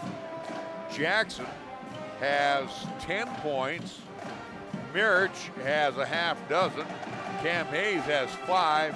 Jolly has 8 points for the Thunderbirds, and that's your scoring right now. Guess what? You're starting 5. What have I said to you? Time in, time out. Depth on this team is going to be very critical, and again, you got to get contributions defensively by Rail and Bowman are fine. They got it. They got to start adding some offense. Who's stepping up that I said needs to step up as we are previewing this contest is one Kaiser Jolly. Again, was worried about it with the injury early on. Thankfully, he is back. He's really stepped it up on the defense and offense side in a big way. Again, really being felt as a big man on the inside, again, both defense and offense. Very quickly as well, too. Do have those girls, at least scores from Class 2A. How about this? Laramie County took care of business this Friday night. Pine Bluffs and Lady Hornets defeat Lingle Fort Laramie in an upset fashion, 56-50. Lingle Fort Laramie, number 4 team in Class 2A. Pine Bluffs, again, struggling a bit this season, Lady Hornets, but they get the huge conference win, 56-50. And then Burns taking down Luss, 42-29. So all 4 teams, again, Burns and Pine getting victories this Friday night, sets up that you got teams that are riding high on victories that meet up tomorrow for the Battle of Laramie County. 2:30 and 4 again games we will have here live, 1480 AM, 101.1 FM, 1480KRAE.com on the audio side, and video live streaming as we do on the 1480KRAE YouTube channel. Pine versus Burns in Pine Bluffs. Looking forward to that Class 2A action. Well, and you go back to the last time we faced off for the Lady Hornets, they rallied short, just fell short for the Burns Bronx. They got blown out of the building. So we'll see how the atmosphere changes tomorrow, and especially with it being over at Pine Bluff. Yeah, give credit to Laramie County, though. Again, Burns and Pine getting it done here this Friday, where, again, they're unbeaten at 4-0. Here in the Cap City, though, in Cheyenne, we're sitting on only 1 victory and a potential second one here with Cheyenne East. Outside of that, we're looking at about 4 losses between Cheyenne South and Cheyenne Central, who are getting, again, taken care of. At least they're losing right now to Sheridan and Thunder Basin. 30 to 26 hour score at the intermission. We'll be back third quarter after a 2-minute timeout. You're listening to and watching High School Hoops on 1480 KRAE. Wyoming owned and operated since 1971, Burns Insurance is Wyoming's right choice for your insurance needs. Burns Insurance is a trusted choice, full-service, independent insurance agency offering a full range of commercial, agricultural, and personal insurance products through many national and regional carriers. Let our friendly, experienced agents help you find the right product at the right price for your asset protection. Buy the policy, get the agent at Burns Insurance, your right choice. Find Burns Insurance on Facebook or at burnsia.com. 30 years of service and care for Cheyenne and the surrounding area continues at Cheyenne Auto Repair and Service. Hi, this is Larry Proietti. For cars in downtown Cheyenne, this is the only place I take my vehicle for service, be it just an oil change, timing belt, checking on my heating air conditioning unit, and even to replace a burnt-out brake light bulb or worn-out windshield wipers. John and his staff are there to take care of most minor repairs. John is even a TechNet professional. What does that mean to you? He's one of the best when it comes to servicing your car or truck. Check out TechNetProfessional.com today. Open Monday through Friday at 604 West Lincoln Way, or call Cheyenne Auto Repair and Service for an appointment at 632-0498. Chick-fil-A at Windmill and Del Range across from Powers Field is a proud sponsor of our high school and LCCC student athletes. Chick-fil-A always offers 2 convenient drive-through lanes to pick up your order if you are on the go. Plus, they have an excellent dining room for the whole family. And remember to order ahead. Use the Chick-fil-A app on your phone. Stop into Chick-fil-A today, open Monday through Saturday, where you can enjoy breakfast, lunch, and dinner. Your home for the real chicken sandwich taste. Chick-fil-A, Windmill and Del Range. Wisdom, expertise, compassion, qualities that are the foundation of Cheyenne Urological, with their experienced doctors and their highly trained staff providing top quality treatment for prostate cancer, urinary tract infections, kidney stones, impotence, and incontinence. You can trust Cheyenne Urological to give you the highest quality urinary care. Now offering the latest in robotic surgery, call Cheyenne Urological at 635-4131. That's 635-4131. And to be real honest, Nick, I don't think the East has even been looking kind of. They've been looking scattered at times. You know what I mean? Not really. No, they just can't seem to get that back door. You know, the easy bunnies. If anything, again, what I give credit to is Campbell County on the defensive side that really stepped things up. Again, we talk about that start to the second quarter. Again, both teams stepping up on the defensive side. Again, just not allowing those easy baskets as we saw in the first. So that's kind of being the key difference. I don't think it's a kind of inconsistency. I think it's just Campbell County, and just shutting down the inside. It will be Camels basketball. Latke locking and loading for three, and right out of the box, Camels hit. And that's the issue right now, is that the Camels starting to feel it from the land of three. Cheyenne East now attacking the zone to our left. Down low, they go to Schlabs. Schlabs muscles his way up for the bunny, and it's 32-29. Drew hands it over to Pelton. Pelton wasn't looking for it and picks it up. Pelton with the left hand wants to get inside, kicks it back out to Drew. Drew working on Schlabs. Fade away, can't get it to go. Rebound hauled in by Jolly. Jolly outlets it quickly to Jackson. Jackson again losing the handle of the basketball, gets it into the hands of Schlabs. Now to Marriage. Drops it on a bounce over to Schlabs. Schlabs, Jackson, Marriage doing a little bit of a weave. Now down low, they get it to Jackson in the corner. Back to Schlabs, Merritt, Again, give credit to Camels right now. This defense is getting allowing no easy entry. Jackson, Merritt steps back with a three, can't get it to go. Rebound, tracked down by Latke. Latke stops, pops, can't get it to go. Nobody down court for the Camels. And quickly, Cheyenne East on the attack. How about Schlab? How about that leaner high off the glass and good. On the assist from Jackson. 34-20. Jackson steals the basketball right in front of us. And then a reach-in foul by Drew. That's the ever-lovely frustration foul. First whistle going against the Camels here in the second half. Now keep that noted. Because we never found out why the officials missed one call in the first half. Drew picking up the foul, as you mentioned, his second. Jackson flies in. That's what I was talking about right there. They weren't crisp in the first half. Now they're getting those buckets.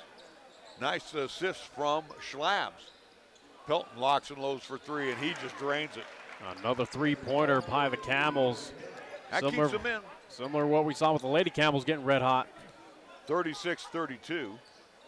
Schlabs over to Hayes. Hayes on the far side. On top to go to Marriage. Marriage for three. That one rimmed out. And Hayes battles for the board, keeps it alive, quickly out to Schlabs. Schlabs wants to go inside with the left hand, using the body off the window, and good. Wow, nice job by Schlabs. Little misdirection as we'll have a time. And we're going to get a timeout call. And I think they actually, Coach Lackey not too happy about something. He said he missed the timeout call. So I don't know what's going down here. We'll keep it here. As Coach Lackey right now really in the face of one official, as both teams, at least again for the Camels, they're trying to hold him back. Yeah. So not sure what the issue was. Again, possibly was trying to call that timeout. Again, it's very loud in here in the Thunderdome. So the issue is that, again, this officiating crew focused on the game did not hear that timeout call. And obviously it was down at this end of the bucket where the Thunderbirds are attacking right now. Again, Coach Kalaki still chatting with that one official close to him. No warning, no technical, no nothing as of right now. Just allowing him to say. And they're still chatting. Yeah, but he's calmed down though. He's not being held back. 5:30 to go here in the quarter. Klein back to Pelton as we're back to live action. Pelton over the timeline, draws a double team, and throws it in and out of the hands, but Klein tracks it down. Bad pass, knocked away, saved by Ladke, or by Robertson to Drew, now to Pelton for three. That one is well short. Hit the bottom of the net, and that was it. Quickly, Mirich, Jackson, he's a high flyer, can't get it to go. Jolly tips it back up and in. Again, the Kaiser Jolly effect happening on the inside. Pelton drives inside, offensive charge as he bowls over Hayes in the lane. Second whistle going against Camels. Only the first one against Pelton. Klein will come on out. Clock sets at 4:57 here in the third quarter. Still a lot of basketball to go. East leading by 8. 40-32. Camels staying man-on-man defense. Jackson, far side. Trying to get it down low to Jolly. Jolly's got the mismatch on Robertson. And they're bumping and bumping and bumping. And finally, Robertson picks up the foul. Third whistle now against Campbell County as they, at least for them on the foul count, starting to mount up a bit here early on. Inbounds to Jolly from Schlabs and left it short. Might have been partially blocked there. Give Luchin his due on that one as he altered the shot. Gladkey, Drew for three. That one off the back of the iron, no good. Mirich comes down with the board, clears it away to Schlabs. Schlabs pushed by Drew. And let's see what we got here. So for Drew, that will be his third. His third, team's fourth called against the Camels now. He's going to have to sit down, and Robertson's going to come back in. So the sophomore replaced by the freshman. Coach Lackey again really calmed down compared to where he was about a minute or so ago. Inbounds from Schlabs to Jackson, back to Schlabs. Couldn't get the reverse one to go. Rebound hauled down quickly. Ladke trying to drive inside. He gives it off to Pelton, who misses the bunny. And quickly East on the run. Jackson, he tried to reverse one. Tapped out by Luchin, and it should be out to the Thunderbirds with 4 minutes to go. Getting a little sloppy on both sides right now.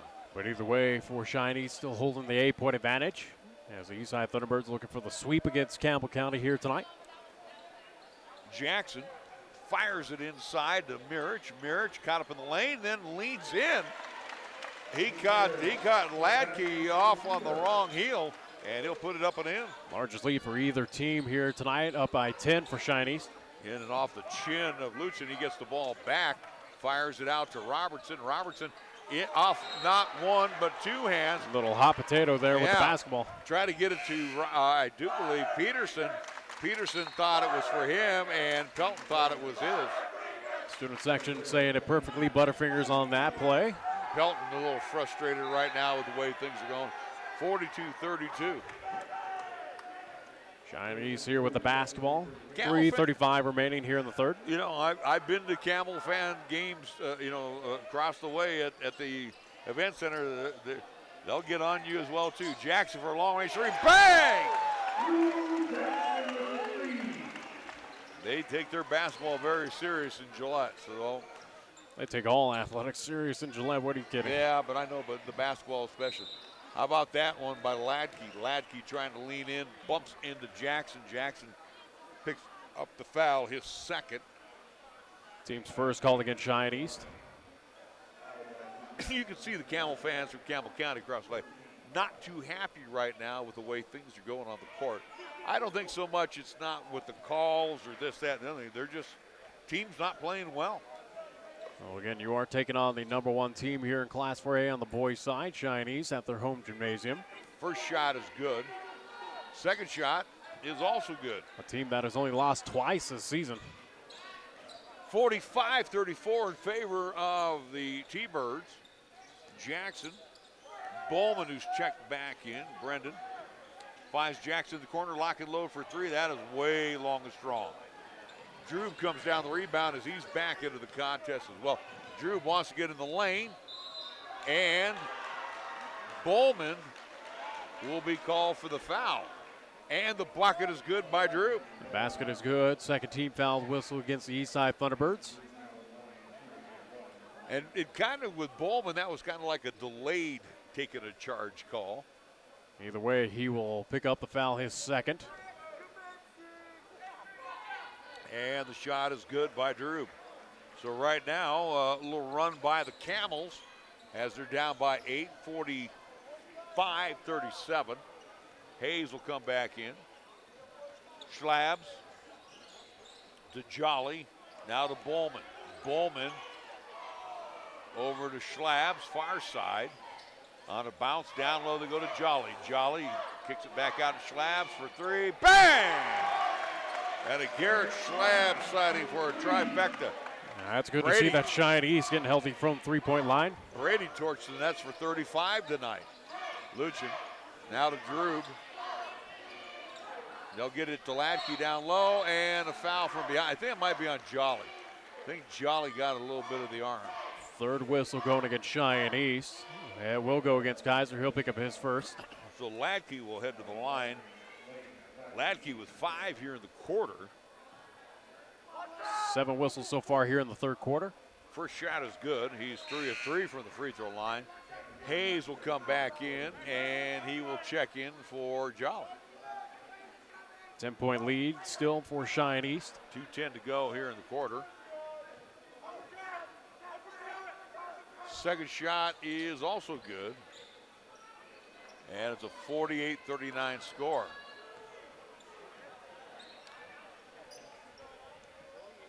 Schlabs flips it over to Hayes. Jackson back to Schlabs, staying outside the arc. $1:55 left to go on the Taco John scoreboard. Hayes on a bounce to Schlabs along the baseline. Hold everything. That ball will hit at least hit the standard. Out of bounds goes to Campbell County. So the Camels again looking to cash in. Mirich will come back in for Rail. And Ladke on the attack. Gets it over the timeline. Being guarded by Jackson. East now man-on-man defense. Drube fires across the way. Long range three. That's an air ball by Robertson. Ends up in the hands of Schlabs. With 1:25 to go. Schlabs over to Mirich. She'll score for the three. That one no good. Had a good look at it. Drube comes down the rebound. Streaky down the court is Ladke on a bounce over to Robertson. Puts it up. Can't get it to go. Nice job defensively by Mirich to get back. Quickly down court. Bowman. Hayes. Hayes with a layup and up and in. Good ball movement there. Make it now 50-39 advantage Cheyenne East. Under a minute to go here in the third. Ladke. He'll step back for a 15-footer and drill it. Lane Ladke. Again, talk about lineage in Campbell County. Yes. Making the home folks very happy with this performance. In the corner, Schlabs. Schlabs. Over to Hayes. Hayes back to Schlabs with 30 seconds to go. I don't know. Yeah, and now They're I think slow things down to take the final shot. As Horsley has drilled him to take the last shot. Schlabs right here in front of us, so we are right at center court. You are. 15 seconds ago, and now a little movement. Bowman and Hayes switching off. Schlabs will make his move inside, loses the basketball into the hands of Bowman. Bowman down to Schlabs. Schlabs' shot is blocked by Drew. Quickly, Ladke fires one down floor. After 3 quarters of play, East 50, Campbell County 41 back for the final 8 minutes after the 60-second timeout. You're listening to and watching High School Hoops on 1480 KRAE. Larry Proietti for Cheyenne Pack and Ship. Remember, Jeff and his expert crew will make sure your package is prepared with the most professional care and will arrive to its destination on time. Cheyenne Pack and Ship offers many other specialty services as well, including private mailboxes, notary services, fax, email, copy services, and courier services. Big or small, they pack and ship it all. Cheyenne Pack and Ship at 3901 East Pershing Boulevard. Call for more information at 307-632-9600. At the Cheyenne Regional Heart and Vascular Institute, you're welcomed with the warmth of a community hospital and cared for with help from the most advanced technology in the industry. With our full spectrum of in-house heart services and procedures, you can get the treatment you need, recover, and get right back out there, all while remaining close to home. Find out more at CheyenneRegional.org/heart. We'll be back, quarter number 4. Nick, quickly, you got a score update for us? I do. The final, at least one we were looking for, Cheyenne South on the boys' side hosting Sheridan. Sheridan wins 72-31. All right, East basketball as we open up quarter number 4. 8 minutes to go on the Taco John scoreboard. T-Birds lead by 9, looking for the sweep. Jolly down low, and will kiss it off the glass and good. Looked like he lost the handle of the basketball. Again, a lot of blockage in front of me, but he does put it up and in. Pelton works on Jolly as he tries to get inside, and he will draw foul number 2 on Kaiser. That'll be the 4th whistle going against Cheyenne East here in the second half. Kaiser, as you mentioned, picking up his second. Pelton will go to line. Pelton had a very frustrating third quarter. Started out with a trifecta. First shot is good. And then he just went down on the bench. I think it was after a turnover. I think where you said the hot potato, and everybody started calling them Butterfingers. Second shot is also good. So for Pelton, I have him on officially now with 14 points. Lead is 9. 7:24 to go on the Taco John scoreboard. Jackson slowing things down. Finds Schlabs over on the far side. Staying outside. Schlabs to Jolly. Jolly baseline jumper way long and strong. Rebound pulled down by Mirich. Mirich will retreat to the corner. Drive along the baseline. Kick it back out right into the hands of Robertson on the turnover. Robertson to Drube, and 3 East defenders collide with each other. Luckily, Ladke missed the trifecta. Thunderbirds will slow it down. Mirich to Schlabs. Now over to Hayes. Hayes down low to Jackson. Jackson fires it back out to Schlabs. East to no real rush here, killing time. 6:35 to go in the game. Schlabs finds Jackson on the angle on the near side. On top to go to Jolly, 16-footer. That one rimmed out to the left and right into the hands of Ladke. Ladke drew Pelton in the corner for 3. Pelton can't get it to go. Cleared away by Jackson. We talk about how tough of a night it's been for the Southeast Quadrant. Again, South and Central, both boys and girls losing. Boys action to Trona County, winning over Laramie in Laramie. But how about this?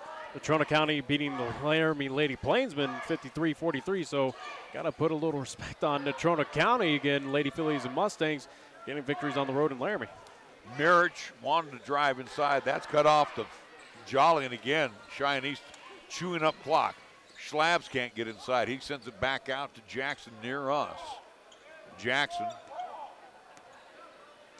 Again, the benefit of no shot clock here in the state of Wyoming. Drives down low. That was a hot potato. Somehow Jolly finds a way to put it in.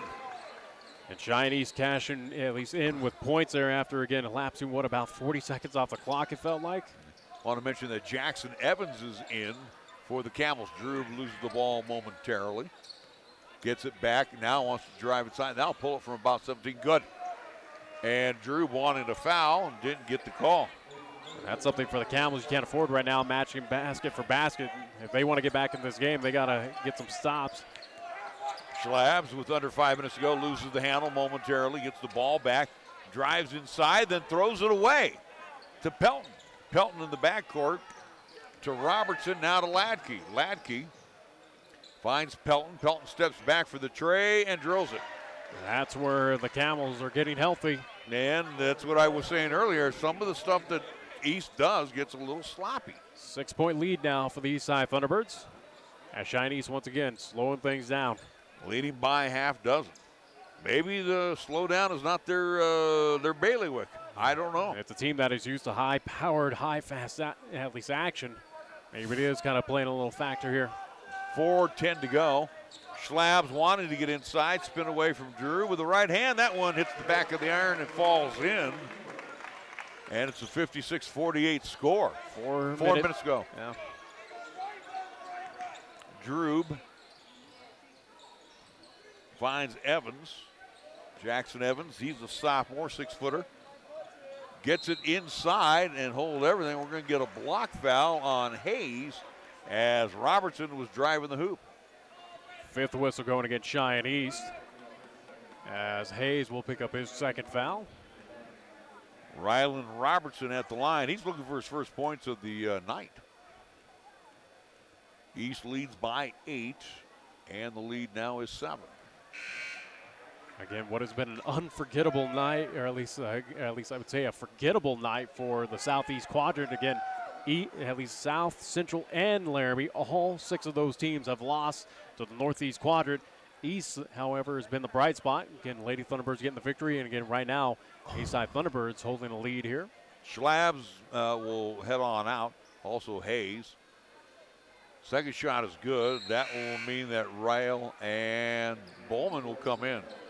6-point lead now for Cheyenne East, 56-50. Luchin along with Peterson. Also Klein back on the floor for the Camels.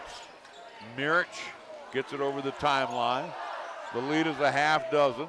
Mirich wanted to get inside, now has to send it back out to Rail.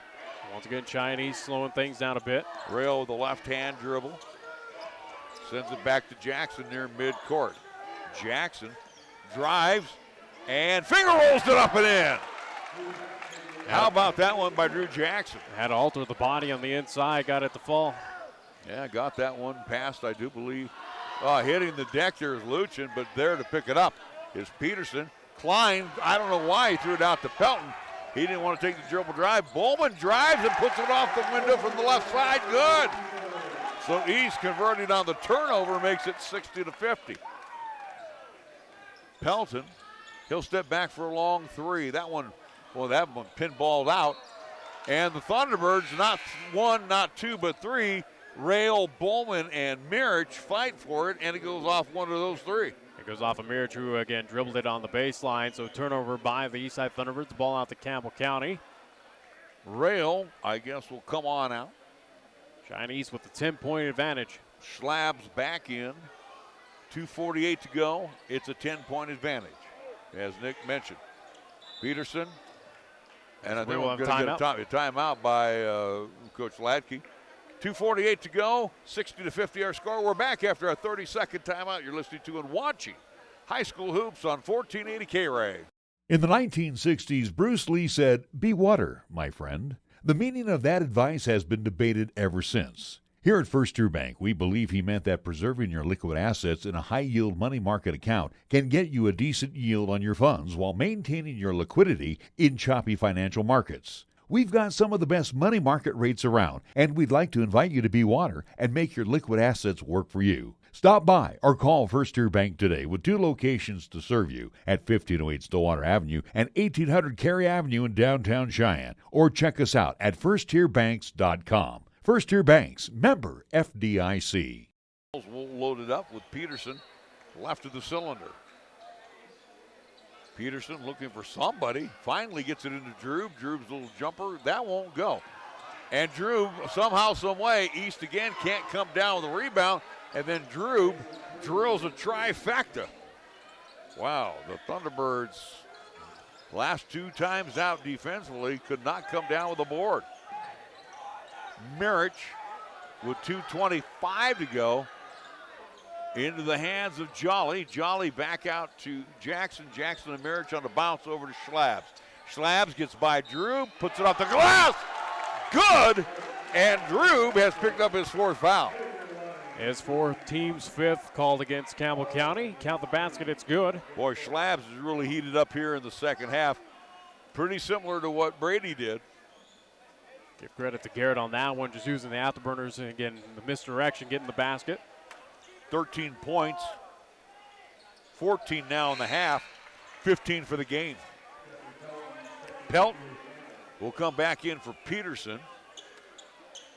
The lead is 10, 63-53. Again, still a lot of time left. Drube with backcourt pressure applied by the T-Birds. Luchin will get it to Pelton. East retreats back defensively. Now to Ladke. Ladke hands it over to Drube. He'll step back for the tray. That one no good. Rebound hauled in by Jolly with a $1:58 to go. If East can pop a bucket home, Nick, I think we might be able to stick a fork in the Camels. Schlabs, offensive foul. Good job that time by Drube as he absorbed that blow.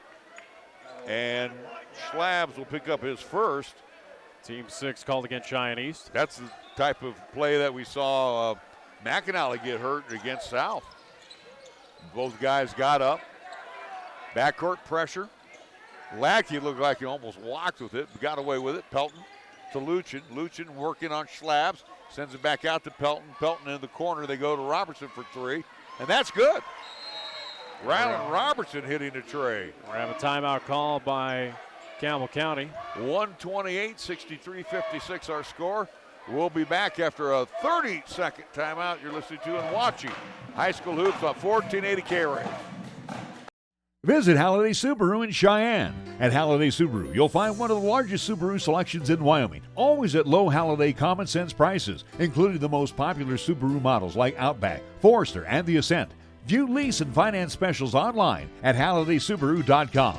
Then visit Halliday Subaru, Westland Road, Motor City, Cheyenne. Experience the Halliday difference, the beginning of hassle-free driving. Come see how the Halliday difference can make a big difference for you. The Halliday difference. Tomorrow, Pine Bluffs. At least we'll get home. Well, it won't be daylight, but we get to go over there in daylight, right? Well, yeah, we certainly will. Again, not sure if they'll have their own senior night there at Pine Bluffs, but either way, the Pine Bluffs Hornets and Lady Hornets playing host to the Burns Bronx and Lady Bronx, 2:30 and 4 o'clock live from Pine Bluffs Gymnasium. Looking forward to that Class 2A battle. Again, battle at Laramie County. I've always told you, Nick, do your due diligence. What do you mean? Well, you know, when we got senior nights here, you know that we I got other things. I'm trying to book. Oh, you don't even go there. Don't even go there. How many hours? I got you telling me one different thing, and I got representatives of our at least Congress representatives. You don't hang around long enough to. That's why I have an email, and again, you're the one that kind of at least gets in the way. No, I don't. They call because you are never around. Again, I get a hold of them on via email. Yeah, well, you might want to physically be in the building once in a while. Schlabs is pushed by Klein. That will be his third. Did they have one to give? I think they did, right? Yep. 16th foul called against the Camels. 78 seconds to go. The lead is 7 for Cheyennes. They'll be shooting. Now you want to make sure you get it to the hands of those that are very good at the free throw line.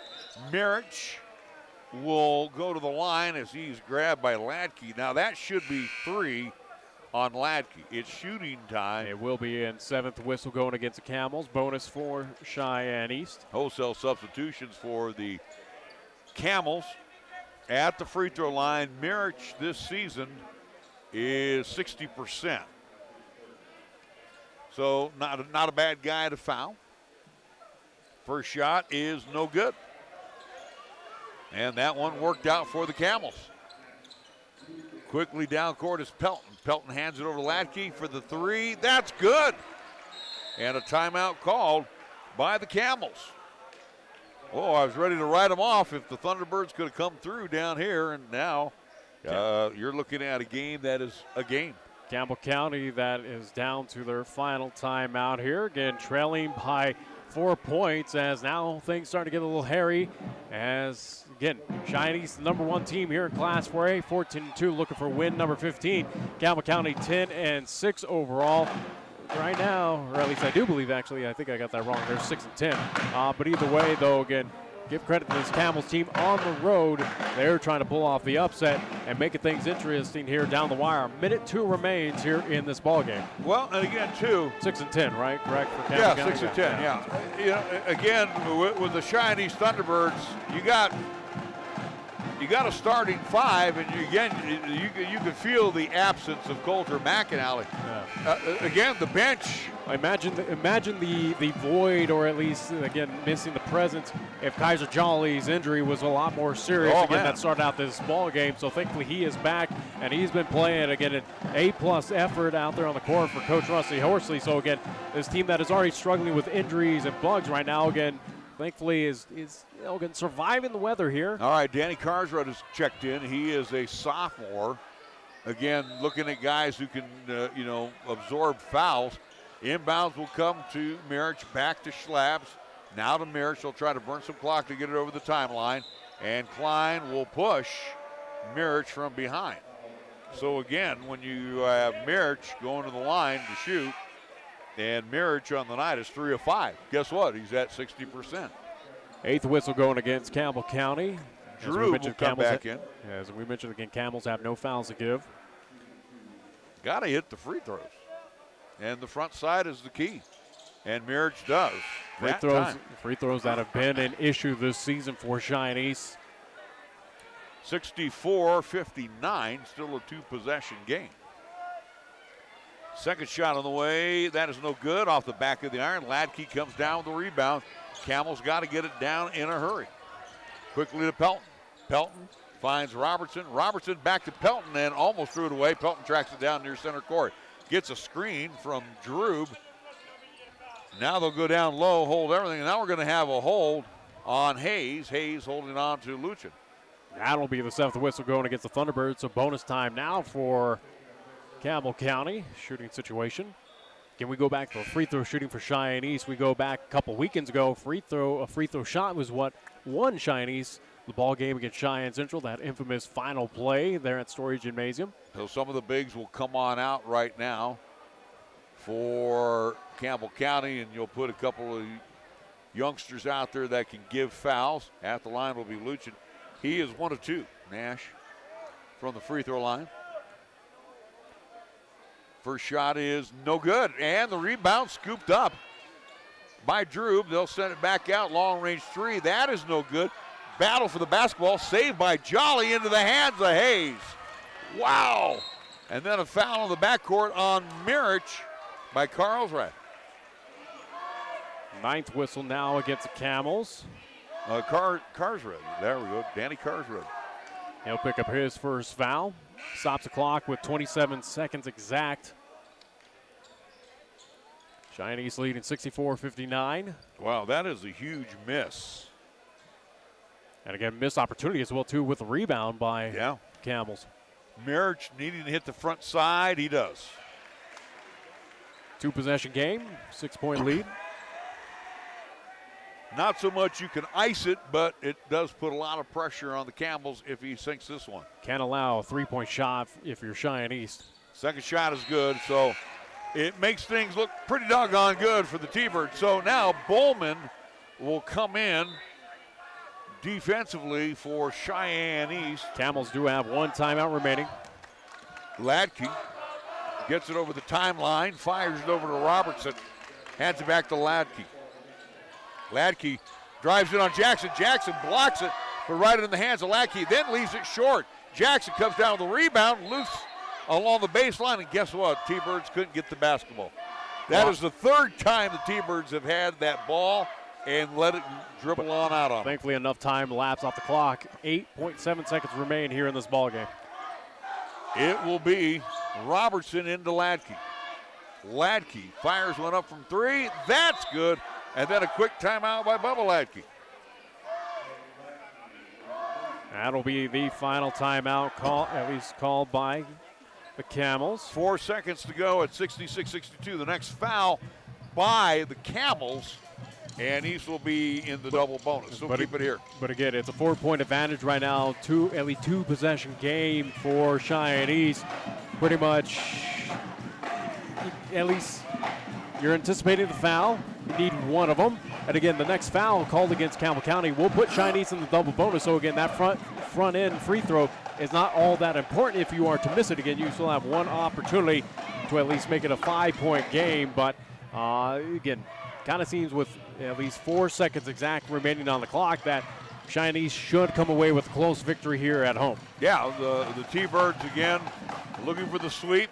Ladies won earlier, 67-58. How about that? They'll again, maintain their number 2 stronghold. Yeah, how about this for this Friday night? Again, Cheyenne's, the shiny, at least kind of shining spot here in the southeast quadrant. South, Central, Laramie, all 6 of those teams losing tonight against northeast quadrant opponents here at home. Starting 5 on the floor for the T-Birds. Slabs, the trigger man. And he fires a long pass to Jackson. Jackson grabbed by Klein with 1.2 seconds elapsing off the clock. So Jackson will be at the line shooting 2. Again, 10th foul called against Camels. Double bonus for Cheyenne. Klein has fouled out. And he will wrap up the night without scoring. So for Jackson, as right now they put up a counter on there. Again, now got rid of it. It looked like someone called a timeout. But anyways, we're back to action. So Jackson will toe the mark here. First shot on the way is good. And that pretty much seals the deal. Yeah. Cheyenne should pick up their 15th victory, or at least will pick up their 15th victory on the season. Still be the number 1 team here in Class 4A. Brendan Bowman comes back in. You could tell, though, the difference without Coulter McInally. Second shot on the way is no good off the front of the iron. And with 1 second to go, Ladke fires long way down. And East picks up the 67-62 victory over the Campbell County Camels. So, again, sweep for the Cheyenne East Thunderbirds. We'll be back after a 2-minute timeout. A 2-minute timeout you're listening to and watching High School Hoops on 1480 KRAE. Visit Halliday Subaru in Cheyenne. At Halliday Subaru, you'll find one of the largest Subaru selections in Wyoming, always at low Halliday common sense prices, including the most popular Subaru models like Outback, Forester, and the Ascent. View lease and finance specials online at HallidaySubaru.com.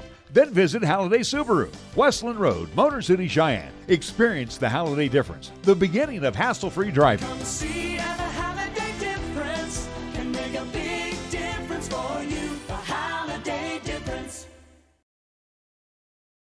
For nearly 30 years, family-owned and operated Lennox Auto Body, along with the Auto Glass and Detail Center, has been serving our community with quality and customer satisfaction. It's a pretty simple drill. When you want it done right the first time, call Lennox Auto Body for an appointment at 307-634-6608. Lennox Auto Body at 1020 Dunn Avenue. And the Auto Glass and Detail Center. Remember, it's not clean until it's Lennox clean at 617 East Pershing Boulevard. Lennox Auto Body.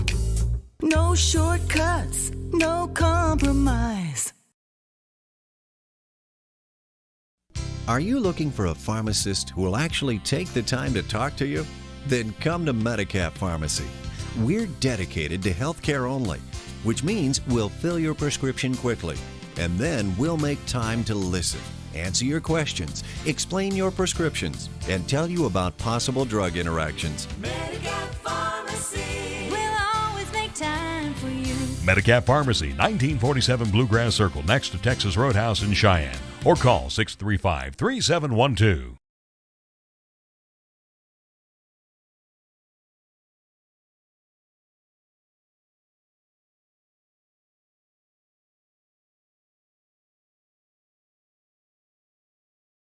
We welcome you back to the Thunderdome, where East wins. Both the ladies and the guys score 67 points tonight, as the ladies won 67-58. And in the nightcap, the guys win 67-62. I'm just finishing up some of the numbers here for tonight, Nick. So let's get that done and get out of here. For the T-Birds, they scored 15 in quarter number 1, 15 in quarter number 2, 20 in quarter number 3, 17 in quarter number 4. 15 points tonight for Garrett Slabs. Drew Jackson, the leading scorer. He had 18. 11 for Nathan Mirich. 14 points for Kaiser Jolly. So 4 T-Birds in double figures tonight. 7 for Cam Hayes, and Brendan Bowman only had a bucket off the bench. 2 points off the bench. Again, not scoring too much offense for the second liners. Well, either way, though, again, as you talk about, at least those 4 T-Birds, the one that really stood out in my mind. And again, I talked about him really stepping up are having to step up his game, especially in this void with Coulter McAnally being down, is Kaiser Jolly. And again, defense, offense, Kaiser Jolly really stepped up his game in a big way.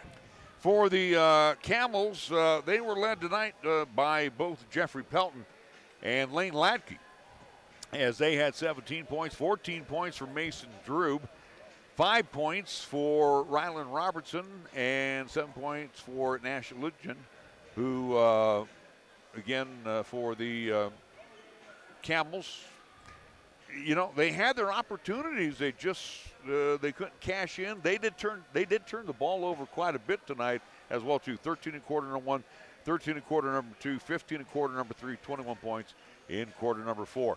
We do want to say thank you again to all of you that listened tonight and stayed up late with us as well.